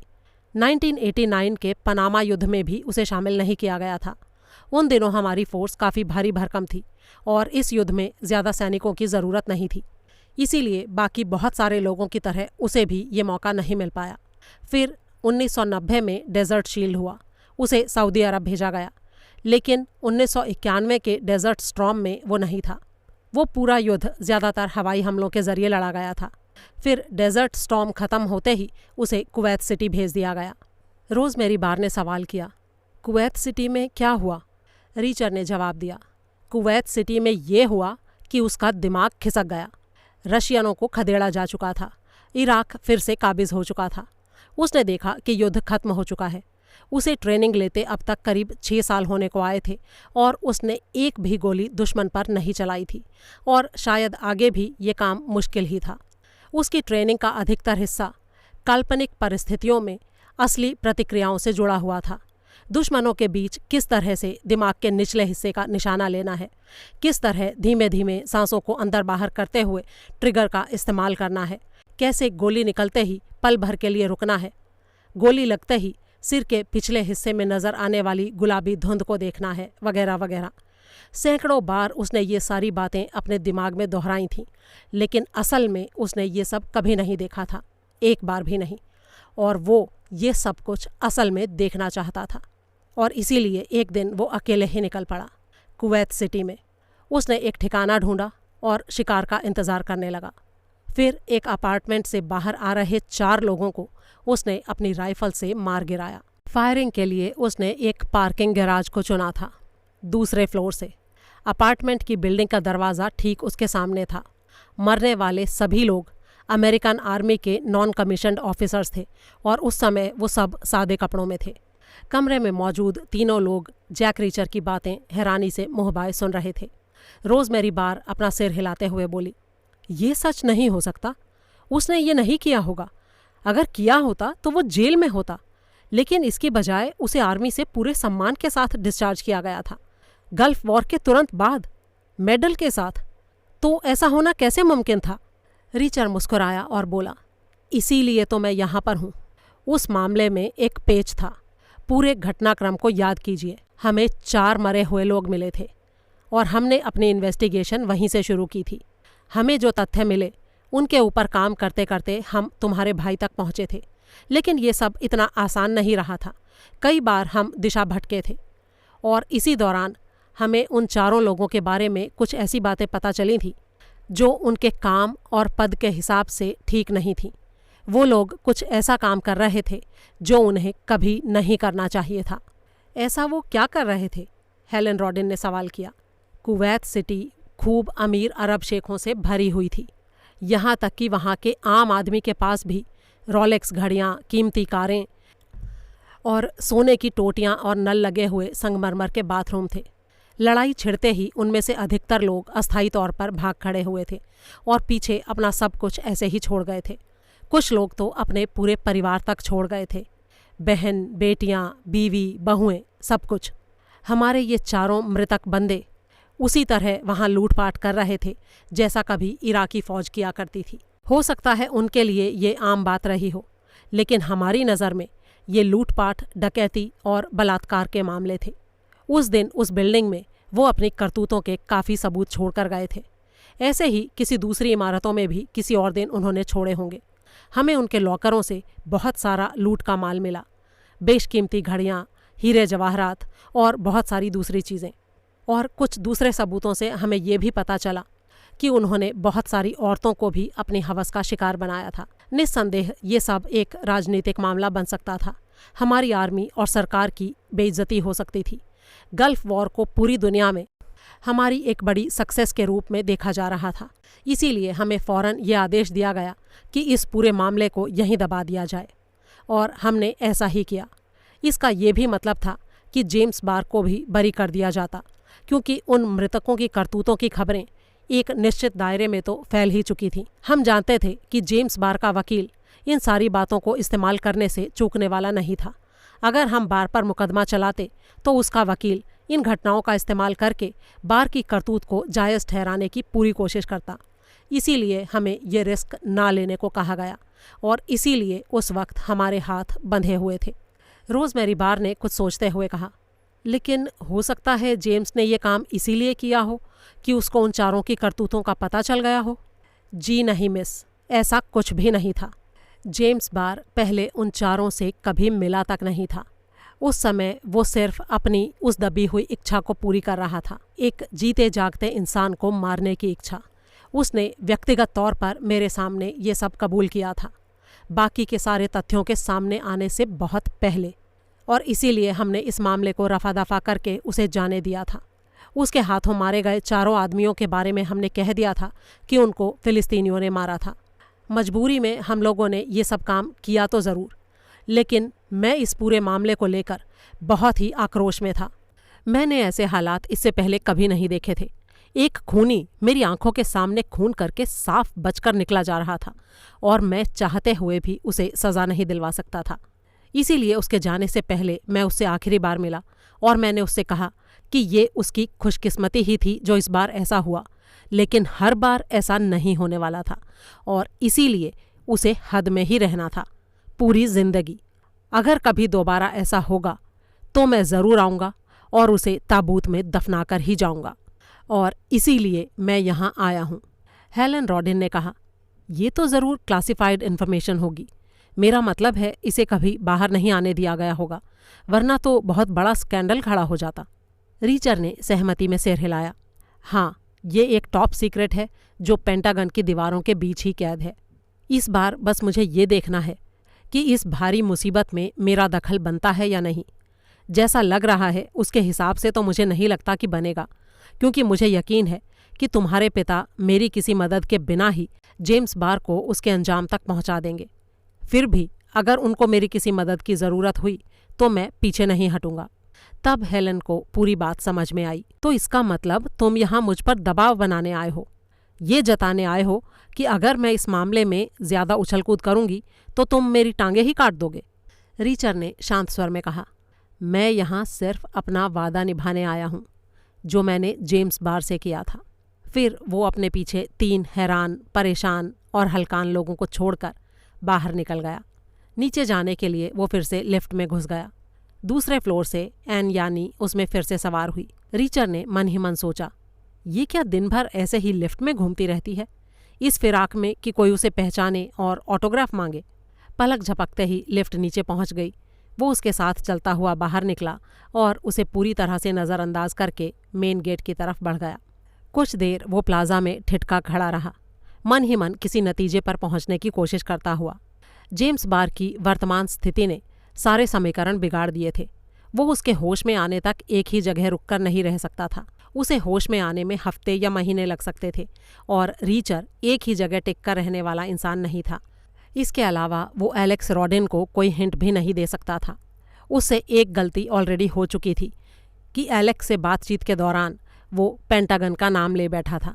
रॉडिन इतना चतुर तो था ही कि वो ये समझ जाता कि पेंटागन में इस केस से रिलेटेड कोई ना कोई मसाला ज़रूर है, लेकिन वो वहाँ से कुछ पता करने की बजाय मीडिया के पास जाता, क्योंकि पेंटागन तो उसकी ऐसी किसी कोशिश का जवाब देता ही नहीं। इसीलिए रीचर नहीं चाहता था कि ये खबर बाहर किसी और के पास पहुंचे। कुछ देर सोच विचार करने के बाद उसने अगले 24 घंटे इसी शहर में बने रहने का फैसला किया। शायद इसी बीच बार की हालत में कुछ सुधार आ जाता, या फिर इसी बीच उसकी एमर्सन से मुलाकात हो जाती और वो सारे सबूतों को देख पाता, और फिर ये भी हो सकता था कि वो संतुष्ट होकर सब कुछ एलेक्स रॉडिन पर छोड़ देता और फिर वहाँ से निकल जाता। तो ठीक है, इस छोटे से शहर में 24 घंटे और सही। उसने ये पता करने का निश्चय किया कि वहाँ कोई नदी थी या नहीं। पूछताछ करने पर पता चला कि नदी थी, खूब लंबी चौड़ी सी। वो काफ़ी देर उसके किनारे खड़ा उसके विस्तार को निहारता रहा। तभी वहाँ पर हेलन रॉडिन आ गई और उसने रीचर के सामने लंच पर चलने का प्रस्ताव रखा। रीचर ने उसके प्रस्ताव को स्वीकार कर लिया। वो उसे एक छोटे से रेस्टोरेंट में ले गई और खाने का ऑर्डर करने के बाद उसने रीचर से सवाल किया, मैं तुमसे कुछ जानना चाहती हूँ रीचर। तुमने अभी थोड़ी देर पहले हमें जो कहानी सुनाई, अगर वो सच है तो फिर जेम्स बार का तुम्हें इस तरह से मदद के लिए बुलाना कहीं से भी तर्कसंगत नहीं लगता। सच कहूँ तो अपने मददगारों की लिस्ट में उसने तुम्हारा नाम रखा ही नहीं होता। अगर रखा भी होता तो वो सबसे आखिरी पायदान पर होता। तो फिर उसने तुम्हें ही बुलाने के लिए क्यों कहा? हेलन ने उसे वो टेप भी फिर से चलाकर सुनाया। रीचर ने कंधे उचका दिए, लेकिन बोला कुछ नहीं। हेलन उसे कुरेदते हुए बोली, तुम ज़रूर कुछ जानते हो जैक। शायद तुम्हें पता नहीं है कि वो बात क्या है, लेकिन कुछ ऐसा है ज़रूर जिसकी वजह से उसे लगता है कि तुम उसकी मदद कर सकते हो। उससे फ़र्क ही क्या पड़ता है हेलन? वो कोमा में है, हो सकता है उसे कभी भी होश ही ना आए। अरे फ़र्क पड़ता है रीचर, उसे कम से कम बेहतर इलाज तो मिल ही सकता है। तुम प्लीज़ मेरे कहने से ट्राई करके तो देखो। ये बात कहीं ना कहीं तुम्हारे मन की तहों में ही छुपी है, बस तुम्हें इसे ढूंढकर बाहर निकालना है। रीचर अपनी सोचों में डूबा बैठा रहा। तब तक लड़का बिल ले आया था। हेलन रॉडिन ने बिल चुकाया, टेप प्लेयर को वापस ब्रीफ केस में डाला और रीचर के साथ बाहर आ गई। फिर वो अपने ऑफिस की तरफ बढ़ गई और रीचर होटल की तलाश में निकल पड़ा। ग्रेगोर लिंस्की नाम का एक आदमी उनको जाते हुए देखता रहा। वो सड़क के किनारे खड़ी एक कार में अपनी सीट पर काफ़ी नीचे झुका हुआ बैठा था। वो जानता था कि उसे कहाँ इंतज़ार करना था। वो ये भी जानता था कि जब हेलन के साथ कोई होता है तो वो उसे खाना खिलाने किस जगह पर लेकर जाती है। इससे आगे की कहानी के लिए सुने ली चाइल्ड के नॉवल वन शॉट का दूसरा भाग।